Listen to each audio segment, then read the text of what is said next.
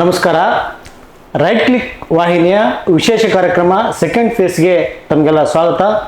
ಇವತ್ತು ನಾವು ಕೊಪ್ಪಳದ ಯುವ ರಾಜಕಾರಣಿ, ಕೊಪ್ಪಳ ನಗರಸಭೆಯ ಅಧ್ಯಕ್ಷರಾಗಿರುವಂಥ ಏನು ಸಾಕಷ್ಟು ಕೊಪ್ಪಳದಲ್ಲಿ ಅಭಿವೃದ್ಧಿ ಕಾರ್ಯಗಳಿಗೆ ಚಾಲನೆ ನಿಲ್ಲಕ್ಕೆ ಸಾಕಷ್ಟು ಹುಮ್ಮಸ್ಸಿಂದ ಕೆಲಸ ಮಾಡ್ತಾ ಇರುವಂತಹ ಅಮ್ಜದ್ ಪಟೇಲ್ ಅವರು ನಮ್ಮ ಜೊತೆಗಿದ್ದಾರೆ. ಅವ್ರನ್ನ ಮಾತಾಡ್ಸೋಣ. ಅಧ್ಯಕ್ಷರೇ, ಈ ಒಂದು ಕಾರ್ಯಕ್ರಮಕ್ಕೆ ತಮಗೆ ಸ್ವಾಗತ. ಸೆಕೆಂಡ್ ಫೇಸ್ ಅನ್ನುವಂಥ ಒಂದು ವಿಶೇಷ ಈ ಕಾರ್ಯಕ್ರಮಕ್ಕೆ ತಮಗೆ ಸ್ವಾಗತ ಸರ್. ಇವತ್ತು ಏನು ನಮ್ಮ ಈ ಕಾರ್ಯಕ್ರಮದಲ್ಲಿ ಏನಂದರೆ, ನೀವು ಕಳೆದ 3-4 ದಶಕಗಳಿಂದ ರಾಜಕೀಯದಲ್ಲಿ ಇದ್ದಂಥವ್ರು, ಹಿಂದಿನ ರಾಜಕೀಯ ನೋಡಿರಿ, ಈಗಿನ ರಾಜಕೀಯ ನೋಡಿರಿ. ಇದಕ್ಕೆ ನಿಮಗೆ ಏನು ಅನಿಸುತ್ತೆ? ಈ ಒಟ್ಟಾರೆ ನಿಮ್ಮ ರಾಜಕೀಯ ಅನುಭವ ನಿಮ್ಗೆ ಏನು ಅನಿಸ್ತಾ ಇದೆ? ನಾನು ನನ್ನ ವಿದ್ಯಾರ್ಥಿ ಜೀವನದಿಂದ 1988-99 ನಿಂದ ಪ್ರಾರಂಭ ಮಾಡಿರ್ತಕ್ಕಂಥ, ನನಗೆ ಮೊದಲಿಗೆ ರಾಜಕೀಯಕ್ಕಿಂತ ಹೆಚ್ಚಾಗಿ ಸಮಾಜ ಸೇವೆ ಮಾಡ್ತಕ್ಕಂಥ ನನಗೆ ಬಹಳ ಹೆಮ್ಮೆ ಇತ್ತು. ನನ್ನ ಬಾಲ್ಯದ ಜೀವನದಲ್ಲಿ, ಅಂದರೆ ನನ್ನ ಪ್ರೌಢ ಶಿಕ್ಷಣದ ಜೀವನದಲ್ಲಿ ನಾನು ವಿದ್ಯಾರ್ಥಿ ಕಾಂಗ್ರೆಸ್ಲಿಂದ ಪ್ರಾರಂಭ ನನ್ನ ರಾಜಕೀಯ ಆಯಿತು. ವಿದ್ಯಾರ್ಥಿ ಕಾಂಗ್ರೆಸ್ಸಿನ NSYಲಿಂದ ಕಾಂಗ್ರೆಸ್ ಪಕ್ಷದಲ್ಲಿ ನಮ್ಮ ಸಲೀಂ ಅಹಮದ್ ಅವರು ಆಗಿನ ಸಂದರ್ಭದಲ್ಲಿ ರಾಜ್ಯ ಅಧ್ಯಕ್ಷರಾಗಿದ್ದರು. ಆವಾಗ ಬಂಗಾರಪ್ಪ ಅವರು ಚೀಫ್ ಮಿನಿಸ್ಟರ್ ಇದ್ದರು. ಆ ಸಂದರ್ಭದಲ್ಲಿ ನನಗೆ ಮೊದಲಿಗೆ ನಗರ ಘಟಕದ ವಿದ್ಯಾರ್ಥಿ ಕಾಂಗ್ರೆಸ್ ಅಧ್ಯಕ್ಷನಾಗಿ ನೇಮಕ ಮಾಡಿದರು. ನಂತರ 91-92ರಲ್ಲಿ ನನಗೆ ತಾಲೂಕು ಅಧ್ಯಕ್ಷವಾಗಿ ಮಾಡಿದರು. ಅವಾಗಿಂದ ನಾವು ಅನೇಕ ವಿದ್ಯಾರ್ಥಿಗಳ ಬಗ್ಗೆ, ವಿದ್ಯಾರ್ಥಿಗಳ ಸಮಸ್ಯೆಗಳ ಬಗ್ಗೆ, ಅವರ ಅನೇಕ ತೊಂದರೆಗಳನ್ನು ಅನುಭವಿಸ್ತಿದ್ದರು. ಆ ವಿದ್ಯಾರ್ಥಿಗಳನ್ನು ಸಂಘಟನೆಯನ್ನು ಮಾಡಿ, ಆಗಿನ ಸಂದರ್ಭದಲ್ಲಿ ಹೋರಾಟಗಳನ್ನು ಮಾಡಿ, ಈಗ ಕೊಪ್ಪಳ ಜಿಲ್ಲಾ ಕ್ರೀಡಾಂಗಣ ಐತಿ, ಅದರ ಬಗ್ಗೆ ನಾನು ಹೋರಾಟ ಮಾಡಿರ್ತಕ್ಕಂಥ ಅನೇಕ ದಾಖಲೆಗಳು ನನ್ನ ಹತ್ತಿರ ಇದ್ದಾವೆ. ಅಂದರೆ ಇಲ್ಲಿ ಜಿಲ್ಲಾ ಕ್ರೀಡಾಂಗಣ ಇದ್ದಿದ್ದಿಲ್ಲ, ಆಗಿನ ಜಿಲ್ಲಾ ಕೇಂದ್ರ ಆದರೂ ಕೂಡ ಇದ್ದಿದ್ದಿಲ್ಲ. ಆ ಸಂದರ್ಭದಲ್ಲಿ ನಮ್ಮ ಸಾಲೋಣಿ ನಾಗಪ್ಪರು ಜಿಲ್ಲಾ ಕ್ರೀಡಾ ಸಚಿವರಾಗಿದ್ದರು. ಆ ಸಂದರ್ಭದಲ್ಲಿ ನಾವು ಹೋರಾಟ ಮಾಡಿ ಆ ಒಂದು ಕ್ರೀಡಾಂಗಣಕ್ಕೆ ಆಗಲಿ, ಇವು ಮಕ್ಕಳಿಗೆ ವಿದ್ಯಾಭ್ಯಾಸದ ಸಲುವಾಗಿ ಸ್ಕಾಲರ್ಶಿಪ್ಗಳಾಗಿರ್ಬೋದು, ಇಂಥ ಅನೇಕ ತೊಂದರೆಗಳಿಗೆ ಹೋರಾಟ ಮಾಡಿ ನಾನು ಇಲ್ಲಿ ತನಕ ಈಗ ಬೆಳ್ಕೊತ ಬಂದೆ. ಆ ವಿದ್ಯಾರ್ಥಿ ಜೀವನ ನಂತರ ಫಸ್ಟಿಗೆ 2000 ನಮ್ಮ ಹೊಸ ಜಿಲ್ಲೆಯನ್ನಾತು. ಹೊಸ ಜಿಲ್ಲೆ ಆದ ತಕ್ಷಣ ಹೊಸ ಜಿಲ್ಲಾ ಅಧ್ಯಕ್ಷನಾಗಿ, ವಿದ್ಯಾರ್ಥಿ ಕಾಂಗ್ರೆಸ್ ಅಧ್ಯಕ್ಷನಾಗಿ ನಾನು ಆಯ್ಕೆ ಆದೆ. ಆವಾಗ ನಮ್ಮ ರಾಜಕೀಯ ಗುರುಗಳಾಗಿರ್ತಕ್ಕಂಥ ಹೆಜ್ಜಿ ರಾಮುಲು ಅವರು, ನಿಜವಾಗ್ಲೂ ಅವರು ಹಿರಿಯರು, ನಮ್ಮ ಮಾರ್ಗದರ್ಶಕರು. ಸುಮಾರು ಸಲ ಅವರು ಲೋಕಸಭೆ ಸದಸ್ಯರಾಗಿರ್ತಕ್ಕಂಥವ್ರು.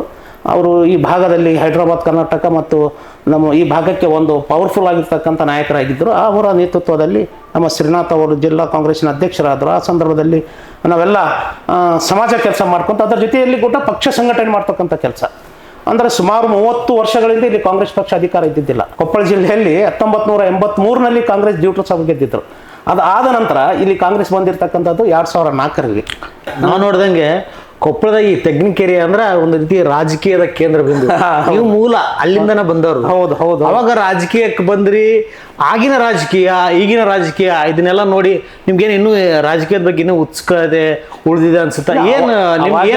ನನ್ನ ವಿದ್ಯಾರ್ಥಿ ಜೀವನದ ರಾಜಕೀಯನ ಬೇರೆ, ಈಗಿನ ರಾಜಕೀಯನ ಬೇರೆ. ಆಗಿನ ರಾಜಕೀಯದಲ್ಲಿ ನಮ್ಮ MB ಡ್ಯೂಟ್ರವರು ಶಾಸಕರು 83ದಾಗ ಆಗಿದ್ರು. ಆ ನಂತರ 89ರಲ್ಲಿ ನಾವೇ, ಅಂದ್ರೆ ನನ್ನ ಓಣಿಯಲ್ಲಿರ್ತಕ್ಕಂಥ ತೆಗ್ಗಿನಕೆರೆ ಓಣಿಯಲ್ಲಿ ಅವ್ರ ಮನೆ, ಅವ್ರ ಮನೆ ಹಿಂದ್ಗಡೆ ನಮ್ಮ ತಂದೆಯವರು, ಅವರು ಭಾಳ ಅಗ್ದಿ ಆತ್ಮೀಯರು. ಆ ಸಂದರ್ಭದಲ್ಲಿ ಅವರಿಗೆ ನಾನು 89ರಲ್ಲಿ ಕಾಂಗ್ರೆಸ್ ಟಿಕೆಟ್ ಸಿಕ್ಕಿಲ್ಲ. ಅವಾಗ ಎಲ್ಲ ವಿದ್ಯಾರ್ಥಿಗಳು ಸೇರಿ ಅವರಿಗೆ ಇಂಡಿಪೆಂಡೆಂಟ್ ನಿಂದಿರಿಸಿ ಆರಿಸಿ ತರ್ತಕ್ಕಂಥ ಕೀರ್ತಿ ಅವಾಗ ನಮಗೆ ಇತ್ತು. ಆವಾಗ ಎಲ್ಲ ಜನ ಅಭಿವೃದ್ಧಿ ಕಡೆ ಗಮನ ಕೊಡ್ತಕ್ಕಂಥ ಸಂದರ್ಭ 89. ಅವಾಗ ಆ ಸಂದರ್ಭದಲ್ಲಿ ಪಕ್ಷೇತರರಾಗಿ ಅವರು ಆಯ್ಕೆ ಆದರು. ಆ ನಂತರ ನಾವು ಅದೇ ರೀತಿ ಅವಾಗ ತಾಲೂಕು ಮತ್ತೆ ನಮ್ಮ ದಿನೇಶ್ ಗುಂಡ್ರು ಅವರು ಏನು ರಾಜ್ಯಾಧ್ಯಕ್ಷರಾದರು ಕಾಂಗ್ರೆಸ್ಸಿನ, ಅವ್ರು ಆದ ನಂತರ ಮತ್ತೆ ನನಗೆ ಜಿಲ್ಲಾ ಅಧ್ಯಕ್ಷಕ್ಕೆ ನಾನು ಪೈಪೋಟಿ ಮಾಡಿದೆ. ನಮ್ಮ ಕರೇಣ ಸಂಘಟೆ ಅವರಿಗೆ ಅವರು ಅಧ್ಯಕ್ಷ ಮಾಡಿದರು. ಅವಾಗ ನಾನು ಭಾಳ ಸಟ್ಕೊಂಡೆ.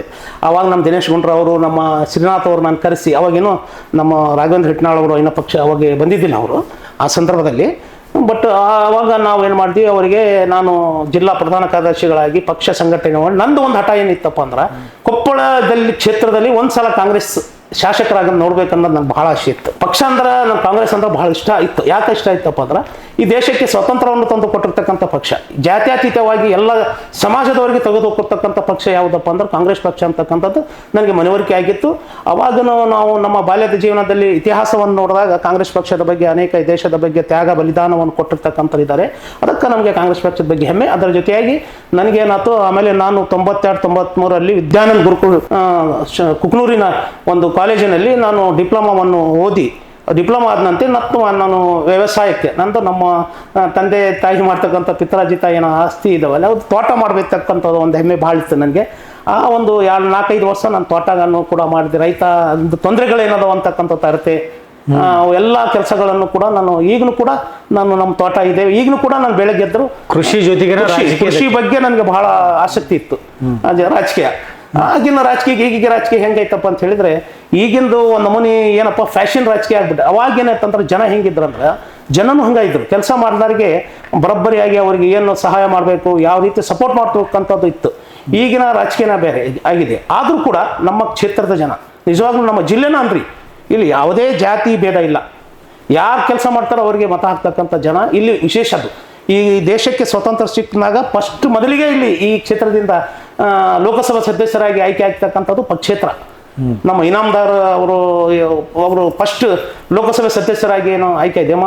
ಇನಾಮದಾರ್ ಇರಬೇಕು ಅವರು ಮೋಸ್ಟ್ಲಿ ಸ್ವಾಮಿ ಫಸ್ಟ್ ಇಂಡಿಪೆಂಡೆಂಟ್ ಇಲ್ಲಿ ಆರ್ಸ್ ಬಂದಿದ್ರು ಅಂತ ಶಿವಮೂರ್ತಿ ಸ್ವಾಮಿ ಆಳ್ವಂಡಿ ಕರೆಕ್ಟ್. ಅವರು ಇನಾಮದಾರ್ ಅಂತ ಅವರ ತಾತ ನಮ್ಮ ಜೊತೆ ಅವಾಗ್ಲಿಂದ ನಾವು ಪಕ್ಷ ಸಂಘಟನೆ ಮಾಡಿದೆ. ಆಮೇಲೆ ಅದರ ನಂತರ ನಾವು ಏನು ಮಾಡಿದ್ವಿ ಸಂಘಟನೆ ಮಾಡ್ಕೊಂತ ಆಮೇಲೆ ಅಭಿವೃದ್ಧಿ ಪರ ಯಾವ ಪಕ್ಷ ಇದ್ರೂ ಕೂಡ ಅವರ ವಿರೋಧ ಪಕ್ಷದಲ್ಲಿ ಹೋರಾಟ ಮಾಡಿ ವಿದ್ಯಾರ್ಥಿಗಳಿಗೆ ಬಡವರಿಗೆ ಎಲ್ಲ ಸಮಾಜದ ವರ್ಗದಲ್ಲಿ ತುಳಿತಕ್ಕೆ ಒಳಗಾಗಿರ್ತಂಥ ಜನಕ್ಕೆ ನ್ಯಾಯ ಕೊಡಿಸ್ತಕ್ಕಂಥ ಕೆಲಸ ನಾವು ಪ್ರಮಾಣಪೂರ್ವಕವಾಗಿ ನಾವು ಮಾಡಿದ್ವಿ. ಅಲ್ಲ ಈಗ ನೀವು ಈಗ ನಾವು ನೋಡಿದಂಗೆ ಕಳೆದ ಹಲವು ಅವಧಿಗೆ ಸುಮಾರು 4 ಅವಧಿಗೆ ನೀವು ನಗರಸಭೆ ಸದಸ್ಯರಾಗಿ ಆಯ್ಕೆ ಆಗಿದ್ರಿ, ಇವಾಗ ಅಧ್ಯಕ್ಷರು ಆಗಿದ್ರಿ.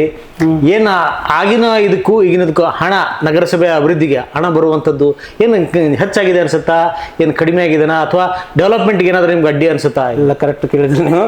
ಅದು ನಾನು ಮೊದಲಿಗೆ 2001-2ರಲ್ಲಿ ನಾನು ಮೊದಲು ಚುನಾಯಿತನಾದೆ 18ನೇ ವಾರ್ಡಿನಿಂದ. ಚುನಾಯಿತ ಅಂತ ಸಂದರ್ಭದಲ್ಲಿ ಅವಾಗ ಯಾವ ಅನುದಾನ ಇದ್ದಿದ್ದಿಲ್ಲ. ಪೌರಸಭೆಯದು ಅನುದಾನ ಎಷ್ಟು ಬರ್ತಿತ್ತು? SFC 13 ಫೈನಾನ್ಸ್ ಬರ್ತಿತ್ತು. ಅವಾಗ ನಗರೋತ್ಥಾನ ಇದ್ದಿದ್ದಿಲ್ಲ. ಆ ನಂತರ ನಮ್ಮದು SBM ಸ್ವಚ್ಛ ಭಾರತ ಮಿಷನ್ ಅಂತಕ್ಕಂಥ ಯೋಜನೆಗಳು ಇದ್ದಿದ್ದಿಲ್ಲ. ಈ ಹೊಸ ಯೋಜನೆ ವಿಶೇಷ ಮುಖ್ಯಮಂತ್ರಿಗಳ ಅನುದಾನ ಅಂತ ಈಗ ನಗರೋತ್ಥಾನ ಅಂತ ಏನು ಮಾಡಿದ್ದೀರಿ ಅವಾಗ ಇದ್ದಿದ್ದಿಲ್ಲ. ಈಗೇನಾಗಿದೆ ನಗರಸಭೆ ಆಯ್ತು, SM ಕೃಷ್ಣ ಅವ್ರ ಸರ್ಕಾರದಲ್ಲಿ ನಗರಸಭೆ ಆಯ್ತು. ನಾನು ಫಸ್ಟಿಗೆ ಆರ್ಸ್ ಬಂದೆ, ಫಸ್ಟಿಗೆ ಉಪಾಧ್ಯಕ್ಷ ಆದೆ, ಮೊದಲಿಗೆ ಉಪಾಧ್ಯಕ್ಷ ಆದೆ. 2ನೇ ಸಲ ಮತ್ತೆ ಆರ್ಸ್ ಬಂದೆ, ಮತ್ತೆ ಉಪಾಧ್ಯಕ್ಷ ಆದೆ. 3ನೇ ಸಲ ಆರ್ಸ್ ಬಂದೆ, ಮತ್ತೆ ಉಪಾಧ್ಯಕ್ಷ ಆದೆ. 4ನೇ ಸಲ ಆರ್ಸ್ ಬಂದೆ. ಕೊಪ್ಪಳ ಜನರ ಆಶೀರ್ವಾದದಿಂದ ನಾನು ಈಗ ನೂತನ ಅಧ್ಯಕ್ಷ. ಅಂದ್ರೆ ನಮ್ಮ ಅಲ್ಪಸಂಖ್ಯಾತರಲ್ಲಿ 40 ವರ್ಷಗಳ ನಂತರ ನಾನು ಏಕೈಕ ಇವತ್ತು ಅಧ್ಯಕ್ಷನಾಗಿರ್ತಕ್ಕಂಥ 40 ವರ್ಷಗಳ ನಂತರ ನಾನು ಅಧ್ಯಕ್ಷನಾಗಿದ್ದೀನಿ. ಅದು ನಾನು ಅಲ್ಪಸಂಖ್ಯಾತರ ಅಂತಲ್ಲ, ಕೊಪ್ಪಳ ಜನತೆಯ ಎಲ್ಲ ಸಮಾಜದ ವರ್ಗದ ಜನ ನಾನು ಒಂದ್ಸಲ ಅಧ್ಯಕ್ಷನಾಗಬೇಕು ಅಂತಕ್ಕಂಥ ಅಪೇಕ್ಷೆ ಇತ್ತು. ಯಾಕಿತ್ತು ಅಂತಕ್ಕಂಥದ್ದಕ್ಕೆ ನಾನು ಅನೇಕ ಉದಾಹರಣೆಗಳನ್ನು ಪ್ರತಿಯೊಂದು ವಾರ್ಡ್ಗಳಲ್ಲಿ ಅನೇಕ ಯೋಜನೆಗಳನ್ನು ಬಡವರಿಗೆ ಸಿಗ್ತಕ್ಕಂಥ ಯೋಜನೆ, ಇವತ್ತು ರಾಜೀವ್ ಗಾಂಧಿ ವಸತಿ ಯೋಜನೆ ಆಗಿರ್ಬೋದು, ಇವತ್ತು ಕೊಳಗೇರಿ ಅಭಿವೃದ್ಧಿ ಮಂಡಳಿಯಿಂದ ತರ್ತಕ್ಕಂಥ ಯೋಜನೆ ಆಗಿರ್ಬೋದು, ನನ್ನ ಸ್ವಂತ ಜಮೀನು ಕೂಡ ನಾನು ದಾನ ಕೊಟ್ಟಿರ್ತಕ್ಕಂಥ ಇತಿಹಾಸ ಇದೆ. 5 ಎಕರೆ ಕೊಪ್ಪಳ ನಗರದಲ್ಲಿರ್ತಕ್ಕಂಥ ಒಂದು ಜಮೀನು ದಾನ ಕೊಟ್ಟು ಆ ಜನರಲ್ಲಿ ಬಡವರಿಗೆ ನಾನು ಕೊಳಗೇರಿ ಅಭಿವೃದ್ಧಿ ಮಂಡಳಿಯಿಂದ ಮೂಲಭೂತ ಸೌಕರ್ಯ ಒದಗಿಸಿಕೊಟ್ಟು ಅವ್ರಿಗೆ ಮನೆ ಕಟ್ಸಿಕೊಟ್ಟು ರೆಡಿಯಾಗಿ 250 ಜನ ಕುಟುಂಬಕ್ಕೆ ಸಹಾಯವನ್ನು ಆಗಿನ ಸಂದರ್ಭದಲ್ಲಿ ನಮ್ಮ ಏನು ಮೊದಲಿಗೆ 30 ವರ್ಷದ ನಂತರ ಕಾಂಗ್ರೆಸ್ ಏನು ಬಸವರಾಜಪ್ಪ ಹಿಟ್ನಾಳ್ ಅಂತಿದ್ರು, ಅವರು JDSನಲ್ಲಿದ್ದು 2 ಬಾರಿ ಅವರು ಸೋತಿದ್ರು. ಒಂದ್ಸಲ ಬಂಗಾರಪ್ಪ ಪಾಟೀಲಿಂದ, 2ನೇ ಬಾರಿ JDSಲಿಂದ ಸೋತಿದ್ರು. ನಂತರ ಅವರಿಗೆ ಕಾಂಗ್ರೆಸ್ಸಿಗೆ ಬಂದರು. ಕಾಂಗ್ರೆಸ್ಸಿಗೆ ಬಂದ ಮೇಲೆ 2004ರಲ್ಲಿ ಕಾಂಗ್ರೆಸ್ ಮೊದಲನೇ ಬಾರಿಗೆ ಇತಿಹಾಸ ಈ 30 ವರ್ಷಗಳ ನಂತರ ಬಂತ. ಆ ಖುಷಿಯಲ್ಲಿ ಅನೇಕ ಯೋಜನೆಗಳನ್ನು ನಮ್ಮ ಬಸವರಾಜ್ ಹಿಟ್ನಾಳ್ ಅವರು ಈಗಿನ ಶಾಸಕರಿದ್ದಾರೆ ಅವರ ತಂದೆಯವರ ಜೊತೆಯಲ್ಲಿ ಸೇರಿ ನಾನು ಯಾವಾಗಲೂ ಕೂಡ ಬೆಂಗಳೂರಿನಲ್ಲಿ ಅವ್ರ ಜೊತೆ ಅಡ್ಡಾಡಿ ಇವತ್ತು ಅನುಭವ ಪಡೆದು ಯಾವ ಯೋಜನೆಗಳು ಎಲ್ಲೆಲ್ಲಿ ಇದಾವೆ ಅಂತಕ್ಕಂಥ ಒಂದು ಇಲ್ಲಿ ಅವಾಗಿಲಿಂದ ಕೊಪ್ಪಳದಲ್ಲಿರ್ತಕ್ಕಂಥ ಕುಡಿಯೋ ನೀರಿನ ಯೋಜನೆ ನೀವು ನೋಡಿರಿ. ಹಿಂದೆ ನಮ್ಮ ಕಾತರ್ಕಿ ಜಾಗದಲ್ಲಿಂದ ನೀರು ಬರ್ತಿತ್ತು, ಅಲ್ಲಿ 10 ದಿವಸ 15 ದಿವಸ ಒಂದ್ಸಲ ನೀರು ಬರ್ತಿತ್ತು. ನಂತರ ನಾವು 55 ಕೋಟಿ ರೂಪಾಯಿಗಳ ಒಂದು ಪ್ರಾಜೆಕ್ಟನ್ನು ರೆಡಿ ಮಾಡಿ ಆ ನಂತರ ನಮ್ಮ ಜನಪ್ರಿಯ ಶಾಸಕರಾಗಿರ್ತಕ್ಕಂಥ ರಾಘವೇಂದ್ರ ಹಿಟ್ನಾಳ್ ಅವರು ಮೊದಲನೇ ಬಾರಿಗೆ ಆಯ್ಕೆ ಆದರು. ಅವಾಗ ಆ ಸ್ಕೀಮ್ ನಾವು ಇಂಪ್ಲಿಮೆಂಟ್ ಮಾಡಿದ್ವಿ. ಈಗ ಮತ್ತೆ ಪುನಃ ಏನು ಮಾಡಿದ್ವಿ, 24x ನೀರು ಕೊಡ್ಬೇಕಂತ ಹೇಳಿ 139 ಕೋಟಿ ಯೋಜನೆ ಈಗಾಗಲೇ ಮೊನ್ನೆ ಬಂದಿರತಕ್ಕಂಥ ಮುಖ್ಯಮಂತ್ರಿಗಳು ಕೃಷ್ಣ ಗೇಟ್ ಏನು ನಮ್ಮ ತುಂಗಭದ್ರಾ ಗೇಟ್ ಏನು ಇದು ಹೋಗಿತ್ತು, ಆ ಸಂದರ್ಭದಲ್ಲಿ ಅವ್ರ ಕೈಲಿಂದ ಚಾಲನೆಯನ್ನು ಕೊಟ್ಟಿವಿ. ಈಗಾಗಲೇ ಕೆಲಸ ಪ್ರಾರಂಭ ಆಗಿದೆ. ಸ್ವಲ್ಪ ದಿನಗಳಲ್ಲಿ ನಾವು ಕೂಡ ಇಲ್ಲಿ 24x ನೀರು ಕೊಡ್ತಕ್ಕಂಥ ವ್ಯವಸ್ಥೆ ಮಾಡ್ತೀವಿ. ಮತ್ತು ಕೊಪ್ಪಳ ನಗರದಲ್ಲಿರ್ತಕ್ಕಂಥ ಈಗ ನಾನಾಗಿ 4 ತಿಂಗಳಾಗಿದೆ ಇವತ್ತಿಗೆ, ನಾನಾಗಿ ಅಧ್ಯಕ್ಷನಾಗಿ 4 ತಿಂಗಳಲ್ಲಿ ಈಗ ಹಿಂದೆ ತಾವು ಒಂದು ಕ್ವಶನ್ ಕೇಳಿದ್ರಿ ಏನಂತ, ಇಲ್ಲ ಹಿಂದಿಯನ್ನು ಅನುದಾನಕ್ಕೆ ಅವಾಗ ಏನು ಅನುದಾನ ಬರ್ತಿದ್ದಿಲ್ರಿ, ಬಹಳ ಕಡಿಮೆ ಇತ್ತು. ಈಗ ಜನ ಕೊಟ್ಟಿರ್ತಕ್ಕಂಥ ಈ ಟ್ಯಾಕ್ಸ್ಲಿಂದ ನಾವು ಅವಾಗ ಎಷ್ಟು ಟ್ಯಾಕ್ಸ್ ಸಣ್ಣ ನಗರ ಇತ್ತು, ಅವಾಗ ನಾವು ಆ ಟ್ಯಾಕ್ಸ್ಲಿಂದ ನಾವು ಇವು ಲೇಬರ್ಸಿಗೆ ಕೊಡಬೇಕು, ಕಾರಣ ಇವು ಏನು ನಮ್ದು ಏನು ಔಟ್ಸೋರ್ಸ್ಲಿಂದ ಏನು ತೊಗೊತೀವಿ ಅವ್ರಿಗೆ ಕೊಡಬೇಕು. ಆಮೇಲೆ ಇಲ್ಲಿ ನಮ್ದು ಬೇರೆ ಏನು ಮೇಂಟೆನೆನ್ಸ್ ಇರ್ತಿತ್ತು ನಗರಸಭೆ, ಅದಕ್ಕೆ ಸಾಲ್ತಿದ್ದಿಲ್ಲ, ಯಾವ ಅಭಿವೃದ್ಧಿ ಆಗ್ಲಿಕ್ಕೆ ಸಾಧ್ಯ ಇದ್ದಿಲ್ಲ. ಯಾವಾಗ ನಗರಸಭೆ ಆಯ್ತು ನಂತರ ಇದು 40 ಕೋಟಿ ರೂಪಾಯಿಗಳ ಜಿಲ್ಲಾ ಕೇಂದ್ರ ಸ್ಥಾನಕ್ಕೆ ಕೊಡ್ತಕ್ಕಂಥ ವ್ಯವಸ್ಥೆ ಸರ್ಕಾರಗಳು ಮಾಡಿದ್ದು 40 ಕೋಟಿ. ಅವಾಗ ಎಲ್ಲ ಯೋಜನೆಗಳು ಎಲ್ಲ ವಾರ್ಡ್ಗಳಲ್ಲಿ ಇವತ್ತು 31 ವಾರ್ಡ್ಗಳಲ್ಲಿ ಕೂಡ ಕೆಲಸಗಳನ್ನು ಪ್ರಾರಂಭ ಆಗಿವೆ. ಅದಾದ ನಂತರ ಮೊದಲು 2018ರಲ್ಲಿ ನಮ್ಮ ಸಿದ್ದರಾಮಯ್ಯ ಅವರ ಸರ್ಕಾರದಲ್ಲಿ ಅನೇಕ ಯೋಜನೆಗಳು ನಮ್ಮ ಶಾಸಕರು ಇಲ್ಲಿ ಕೊಪ್ಪಳ ನಗರಕ್ಕೆ 2,500 ಕೋಟಿ ಕೊಪ್ಪಳ ಕ್ಷೇತ್ರಕ್ಕೆ ತಂದರು. ಅಲ್ಲ, ಈಗ ನಿಮ್ಮ ಅವಧಿಯಲ್ಲಿ ಏನು ಅನುದಾನ ಕೊರತೆ ಇದೆನಾ, ಏನು ಡೆವಲಪ್ಮೆಂಟ್ ಮಾಡೋಕ್ಕೆ ಸಾಧ್ಯತೆ ಕೊರತೆ ಏನೋ ಅನ್ಸುತ್ತಾ? ಇಲ್ಲ, ಈಗ ನಾನು ಆದಾಗ್ಲಿಂದ ಸ್ವಲ್ಪ ಅನುದಾನದ ಕೊರತೆ ಇದೆ. ಯಾಕೆ ಕೊರತೆ ಇದೆ ಅಂತ ಹೇಳಿದ್ರೆ, ಹಿಂದೆ ನಮಗೆ SFCಯಲ್ಲಿ 4-5 ಕೋಟಿ ರೂಪಾಯಿ ಬರ್ತಿತ್ತು. ಆ ಅನುದಾನ ಎಲ್ಲ ವೇತನಕ್ಕೆ ತಗೊಳಕತ್ತಾರೆ ಈಗ. ಆಮೇಲೆ ನಮಗೆ 15 ಫೈನಾನ್ಸ್ ಇದು 4 ಕೋಟಿ ಬರ್ತೈತಿ. ಅದು ನಾ ಬರೋಕ್ಕಿಂತ ಮುಂಚೆನೇ ಅದು ಟೆಂಡರ್ ಎಲ್ಲ ಕರೆದು ಈಗಾಗಲೇ ಕೆಲಸಗಳೆಲ್ಲ ಇಂಪ್ಲಿಮೆಂಟ್ ಆಗ್ತಾ ಇದ್ದಾವೆ. ಈಗ ಮೊನ್ನೆ ನಾವು ಬರೋಕ್ಕಿಂತ ಒಂದು ವರ್ಷದ ಹಿಂದಗಡೆ 40 ಕೋಟಿ ರೂಪಾಯಿಗಳ ನಗರೋತ್ಥಾನ ಯೋಜನೆ ಏನಿದೆ, 4ನೇ ಫೇಸ್, 4th ಫೇಸ್ ವರ್ಕ್ ಇತ್ತು. ಆ ವರ್ಕ್ನು ಕೂಡ ಈಗ ಅದು ಆಮೆಗತಿಯಿಂದ ಸಾಗಿತ್ತು. ನಾನು ಅಧ್ಯಕ್ಷ ಆದಮೇಲೆ ಇಮಿಡಿಯೇಟ್ಲಿ ತೀವ್ರಗತಿಯಲ್ಲಿ ನಮ್ಮ ನಗರಸಭೆಯಲ್ಲಿ ಇರ್ತಕ್ಕಂಥ ಎಲ್ಲ ಸಿಬ್ಬಂದಿ ವರ್ಗ ಕರೆಸಿ, ತಾಂತ್ರಿಕ ವಿಭಾಗದವ್ರಿಗೆ ಕರೆಸಿ, ಪೌರಾಯುಕ್ತರು ಕರೆಸಿ, ಕೂಡಲೇ ಯಾರ್ಯಾರು ಗುತ್ತೇದಾರಗಳನ್ನು ಈ ಕೆಲಸಗಳನ್ನು ಸುಲಭವಾಗಿ ನಡೆಸ್ತಾ ಇದ್ದಾರೆ, ಆಮೆಗತಿಯಲ್ಲಿ ನಡೆಸ್ತಿದ್ದಾರೆ, ಅವರಿಗೆ ನೋಟಿಸನ್ನು ಕೊಟ್ಟು ಈಗ ನಮ್ಮ ಜಾತ್ರೆ ಒಳಗಡೆ ಆಗಿ ಎಲ್ಲ ರಸ್ತೆಗಳನ್ನು ನೀವು ಮಾಡಬೇಕು ಅಂತಕ್ಕಂಥ ಆದೇಶ ಮಾಡಿದಾಗ ಈಗ ಕೆಲಸಗಳನ್ನು ಪ್ರಾರಂಭ ಆಗಿದ್ದಾವೆ. ಅದಾದ ನಂತರ ಕೊಪ್ಪಳ ನಗರಕ್ಕೆ ನಮ್ಮ ಜಮೀರ್ ಅಹಮದ್ ಅವರು ಕೂಡ ಅನುದಾನ ಕೊಟ್ಟಿದ್ದಾರೆ ಸ್ವಲ್ಪ. ಆಮೇಲೆ ನಮ್ಮ ಶಾಸಕರು ಕೂಡ ಹೆಚ್ಚು. ನಾವು ಇದನ್ನು ಯಾಕೆ ಕೇಳಬೇಕಂತಂದ್ರೆ, ಯಾಕಂದ್ರೆ ನೀವು ಸಮಾಜ ಸೇವೆ ಅನ್ನೋ ಉದ್ದೇಶದಿಂದ ರಾಜಕೀಯಕ್ಕೆ ಬಂದರು, ಜೊತೆಗೆ ಉತ್ಸಾಹದಿಂದ ಕೆಲಸ ಮಾಡ್ಬೇಕಂತ ಆಸಕ್ತಿ ಇದೆ. ಆದರೆ ಅನುದಾನದ ಕೊರತೆಯಿಂದ, ಯಾಕಂದ್ರೆ ಕೊಪ್ಪಳ ಜಿಲ್ಲೆಯಾಗಿ ಈಗ ಸಾಕಷ್ಟು ಹೊಸ ಬಡಾವಣೆಗಳಾಗಿವೆ, ಆ ಬಡಾವಣೆಗಳಲ್ಲಿ ಮೂಲಭೂತ ಸೌಕರ್ಯಗಳು ಇಲ್ಲ ಅನ್ನುವಂಥದ್ದು ಸಾಕಷ್ಟು ಜನ ಮಾಡುವಂಥ ಆರೋಪ. ಅದಕ್ಕೆ ನಿಮ್ಗೆ ಏನಾದರೂ ಅಡ್ಡಿ ಅನ್ಸುತ್ತಾ, ಏನು ಮಾಡ್ಬೋದಾ? ಈಗ ಹೊಸ ಬಡಾವಣೆಗಳೇನಾಗ್ಯಾವಲ್ಲ ಸರ್, ಅದು ನಮ್ಮ ಕೆಲವು ನಗರಸಭೆ ತೆಪ್ಪು ಸರ್. ಈಗ ಹೊಸ ಬಡಾವಣೆ ಆದ ತಕ್ಷಣ ನಾವು ಪ್ರಾಧಿಕಾರದವ್ರು ಏನು ಮಾಡ್ತಾರ, ಅವರು ಡೆವಲಪ್ಮೆಂಟ್ ಮಾಡಿಕೆ ನಮ್ಮ ಇವರು ಯಾರು ನಮ್ಮನ್ನ ಇವರು ಲ್ಯಾಂಡ್ ರೆಕಾರ್ಡ್ ಆಫೀಸ್ನವ್ರು KGP ಮಾಡಿ ಕೊಡ್ತಾರ. ಅವರೆಲ್ಲ ಸುಸಜ್ಜಿತವಾಗಿರ್ತಕ್ಕಂಥ ಲ್ಯಾಂಡ್ ಓನರ್ಸ್ ಏನೈತಲ್ಲ, ರಸ್ತೆಗಳ ಸುಚಿತವಾಗಿ ರಸ್ತೆ, ಚರಂಡಿಗಳು, ಕುಡಿಯೋ ನೀರಿನ ವ್ಯವಸ್ಥೆ, ಆಮೇಲೆ ಒಳ ಚರಂಡಿ ಇದು ವ್ಯವಸ್ಥೆ, ಇವೆಲ್ಲವನ್ನು ಮಾಡಿಕೊಟ್ಟಾಗ ನಾವು ಹ್ಯಾಂಡ್ ಓವರ್ ತಗೋಬೇಕದು ನಗರಸಭೆ, ನಮ್ಮ ಕರ್ತವ್ಯ. ಅಂದ್ರೆ ನಮ್ಮ ಶಾಶ್ವತವಾಗಿ ಅದು ಮೇಂಟೆನೆನ್ಸ್ ಮಾಡ್ತಕ್ಕಂಥವ್ರು ನಾವು ನಗರಸಭೆದವರು. ಈಗ ಡೆವಲಪ್ಮೆಂಟ್ ಅಥಾರಿಟಿ ಏನು ಇರ್ತೈತಿ, ಅವ್ರು ಬರೀ ಏನು ಮಾಡ್ತಾರ, ಅವ್ರು ಅಪ್ರೂವಲ್ ಕೊಟ್ಟು ಏನು ಮಾಡ್ತಾರೆ, ಪ್ಲಾಟ್ಗಳನ್ನು ವಿನ್ಯಾಸಗಳನ್ನು ರೆಡಿ ಮಾಡಿ ಅವ್ರ ಅನುಮೋದನೆ ಕೊಟ್ಬಿಡ್ತಾರೆ. ಆ ಅನುಮೋದನೆಗೆ ನಾವು MB ನಂಬರ್ ಕೊಡಬೇಕು. ಅದು ಸರಿಯಾಗ್ಯಾವಿಲ್ಲ ಅಂತ ನೋಡ್ಕೊಂಡು ನಾವು ಮಾಡ್ಬೇಕದು ಕೆಲಸ. ನಮ್ಮ ತಪ್ಪಬೇಕಾದಾಗ ನೀವು ಇಂಜಿನಿಯರ್ ನೋಡ್ಬೇಕು, ನಾವೇನು ಮಾಡ್ತೀವಿ, ಇಲ್ಲೇ ಕುಂತು ಇಲ್ಲೇ ಮಾಡ್ಬಿಡ್ತೀವಿ. ಹಿಂಗಾಗಿ ನಗರಸಭೆಗಳಿಗೆ ಬರ್ಡನ್ ಆಗಿದೆ ಇದು ಎಲ್ಲ. ಅದು ಇದರಿಂದ ಲ್ಯಾಂಡ್ ಓನರ್ಸ್ಗಳಿಗೆ ಫೈದಾ ಆಗಿದೆ. ಯಾಕಂದ್ರೆ ಈಗ ಡೆವಲಪ್ಮೆಂಟ್ ಏನಾಗುತ್ತೆ, ನನ್ನ ವಾರ್ಡ್ನ ಎಕ್ಸಾಂಪಲ್ ತಗೋರಿ. ಈಗ ನಾನು ಕೊಪ್ಪಳ ನಗರದಲ್ಲಿ ಇರ್ತಕ್ಕಂಥ ಅತಿ ಪರಮ ಪೂಜ್ಯ ಗವಿಸಿದ್ದೇಶ್ವರ ಮಠ ಇರ್ತಕ್ಕಂಥ ವಾರ್ಡು, ಆ ದೊಡ್ಡ ವಾರ್ಡ್, ನನ್ನ ವಾರ್ಡು 10 ಓಣಿಗಳಿದ್ದಾವೆ, ಅಲ್ಲೆಲ್ಲ ವಿನ್ಯಾಸಗಳಿದ್ದಾವೆ, ಅಲ್ಲಿ ಯಾವ ಅಭಿವೃದ್ಧಿ ಆಗಿದ್ದಲ್ಲ ಅಪ್ರೂವಲ್ ಕೊಟ್ಬಿಟ್ಟಿದ್ದಾರೆ. ಈಗ ನಾನು ನಗರಸಭೆಯ ಸದಸ್ಯನ ನಂತರ ಈಗ ಜನ ನನಗೆ ಮತ ಹಾಕ್ಯಾರ, ನಾ ಮಾಡಲೇಬೇಕಾ, ಈಗೇನಾದ್ರೂ ಮಾಡ್ಬೇಕು. ನಗರಸಭೆಯಿಂದ ಈಗ ನನ್ನ ನಗರೋತ್ಥಾನ ಯೋಜನೆಯಲ್ಲಿ 4 ಕೋಟಿ ನಮ್ಮ ಶಾಸಕರು ಹಾಕಿಕೊಟ್ರು, ಅದು 4 ಕೋಟಿ ಆಗ್ಲಿಕ್ಕೆ ಸಾಧ್ಯ ಇಲ್ಲ. ನೀವು ಹೇಳ್ದಂಗೆ ಈ ತರ ಇದ್ದಂತ ಅಪ್ರೂವಲ್ ಅವ್ರು ಕೊಟ್ಟಿರ್ತಾರೆ, ಅದನ್ನ ಸರಿಯಾಗಿ ಪರಿಶೀಲನೆ ಮಾಡಿ ನಿಮ್ಮ ತಾಂತ್ರಿಕ ಮಾಡ್ಬೇಕು, ಅದೆಲ್ಲ ಮಾಡಲ್ಲ. ಈಗ ಮುಂದೆ ಕೂಡ ಅಂತಹ ಸಮಸ್ಯೆಗಳು ಸೃಷ್ಟಿಯಾಗೋದು ಸಾಧ್ಯತೆ ಇದೆ ಅಂತ ಕೇಳಿ ಬರ್ತಾ ಇದೆ. ಯಾಕಂದ್ರೆ ನಿಮ್ಮಲ್ಲಿರುವಂತ ಯಾರೊಬ್ರು JE ಏನು ಅದಕ್ಕೆ ಸಂಬಂಧಪಟ್ಟಂಗೆ ಕ್ವಾಲಿಫಿಕೇಶನ್ ಇಲ್ಲ, ನಿಮ್ಮಲ್ಲಿ ಜಾಯಿನ್ ಆದ್ಮೇಲೆ ಸರ್ಟಿಫಿಕೇಟ್ ತಂದ್ರು, ಈ ರೀತಿ ಅವರು ಸರಿಯಾದ ನಾಲೆಜ್ ಇಲ್ದವ್ರು ತಗೊಂಡು ಮಾಡೋದ್ರಿಂದ ಮತ್ತಂತ ಸಮಸ್ಯೆಗಳು ಹೆಚ್ಚಾಗ್ಬೋದಾ? ತೊಂದರೆಗಳು ಯಾಕಾಗ್ತಾ ಇದೆ ಸರ್ ಅಂದ್ರೆ, ಸರ್ಕಾರ ಮಟ್ಟದಲ್ಲಿ ಈಗ ನಮಗೆ ಕಿರಿಯ ಅಭಿಯಂತರದ ಕೊರತೆ ಇದೆ. 3 ಜನ ಆಗಿರ್ಬೇಕು, 2 ಕಿರಿಯ ಅಭಿಯಂತರ ಬೇಕು, ಒಬ್ಬ ಅಸಿಸ್ಟೆಂಟ್ ಇಂಜಿನಿಯರ್ ಬೇಕು, ಒಬ್ಬ ನಮ್ದು ಸಾಲಿಡ್ ಜಾಯಿಂಟ್ ಮ್ಯಾನೇಜ್ಮೆಂಟ್ ಇಂಜಿನಿಯರ್ ಬೇಕು. ಯಾರು ಇಲ್ಲ, ಒಬ್ಬರು ಇದ್ದಾರೆ. ಈಗ ನಾನು ಅನೇಕ ಸಲ ಈಗ ನಮ್ಮ ಮೊನ್ನೆ ಭೇಟಿಯಾಗಿ ರೆಹಮಾನ್ ಖಾನ್ ಅವರಿಗೆ ಕೂಡ ಹೇಳಿನಿ, ಶಾಸಕರಿಗೆ ಹೇಳಿನಿ. ಯಾಕಂದ್ರೆ ನಮ್ಗೆ ಇಲ್ಲಿ ಸ್ಟಾಫಿಂದ ಬಹಳ ಕೊರತೆ ಆಗಿದೆ ಸರ್. ಈಗ ಅಕೌಂಟೆಂಟ್ ಇಲ್ಲ, ಹಿಂಗಾಗಿ ನಾನು ಕೆಲವೊಂದು ಸಮಸ್ಯೆಗಳು ಆಗತ್ತಾವ್. ಈಗ ಅವ್ರು ಏನಂದ್ರೆ ಮೊನ್ನೆ ಅಸೆಂಬ್ಲಿ ನಡೆದಾಗ ನಾನು ಬೆಳಗಾವದಲ್ಲಿ ನಮ್ಮ ಸುವರ್ಣಸೌಧದಲ್ಲಿ ಹೋಗಿ ಭೇಟಿಯಾಗಿ ಮನವಿ ಪತ್ರವನ್ನು ಕೂಡ ನಾನು ಕೊಟ್ಟು ಬಂದೀನಿ. ನಾನು ತೀವ್ರಗತಿಯಲ್ಲಿ ನಿಮ್ಗೆ ಅವೆಲ್ಲ ಪೋಸ್ಟ್ ತುಂಬತಕ್ಕಂಥ ವ್ಯವಸ್ಥೆ ಮಾಡ್ತೀನಿ ಅಂತಕ್ಕಂಥದ್ದು ಹೇಳ್ಯಾರ. ಆ ನಂತರ ನಮಗೆ ಈಗ ಅನುದಾನವನ್ನು ಕೂಡ ಹೆಚ್ಚಿಗೆ ಕೊಡ್ತೀನಿ ಅಂತ ಹೇಳ್ಯಾರ. ಈಗ ಅನುದಾನ ಯಾವುದಿಲ್ರಿ, ನಮಗೆ ನಗರಸಭೆಗೆ ಬರ್ತಕ್ಕಂಥ ಸೋರ್ಸ್ಲಿಂದ ನಾವು ಈಗ ಮಾಡ್ತಾ ಇದ್ದೀನಿ. ನಮಗೆ ಸರ್ಕಾರದಿಂದ ಬರ್ತಕ್ಕಂಥ ಯಾವುದೇ ಅನುದಾನಗಳನ್ನು ಈಗಿಲ್ಲ. ಈಗ 13 ಫೈನಾನ್ಸ್ ಒಂದು ಬಿಟ್ಟ ಮೇಲೆ ಯಾವುದೂ ಇಲ್ಲ. ಈಗ ಹಿಂದೆ ಬರ್ತಕ್ಕಂಥದ್ದು ನಾ ಬಂದ್ಮೇಲೆ ಯಾವುದೇ ಅನುದಾನ ಬಂದಿಲ್ಲ. ಈಗ ಸ್ವಲ್ಪ ನನಗೆ ಅನುದಾನ ನಾನು ಮಾಡ್ಬೇಕಂತ ಹುಮ್ಮಸ್ ಐತಿ.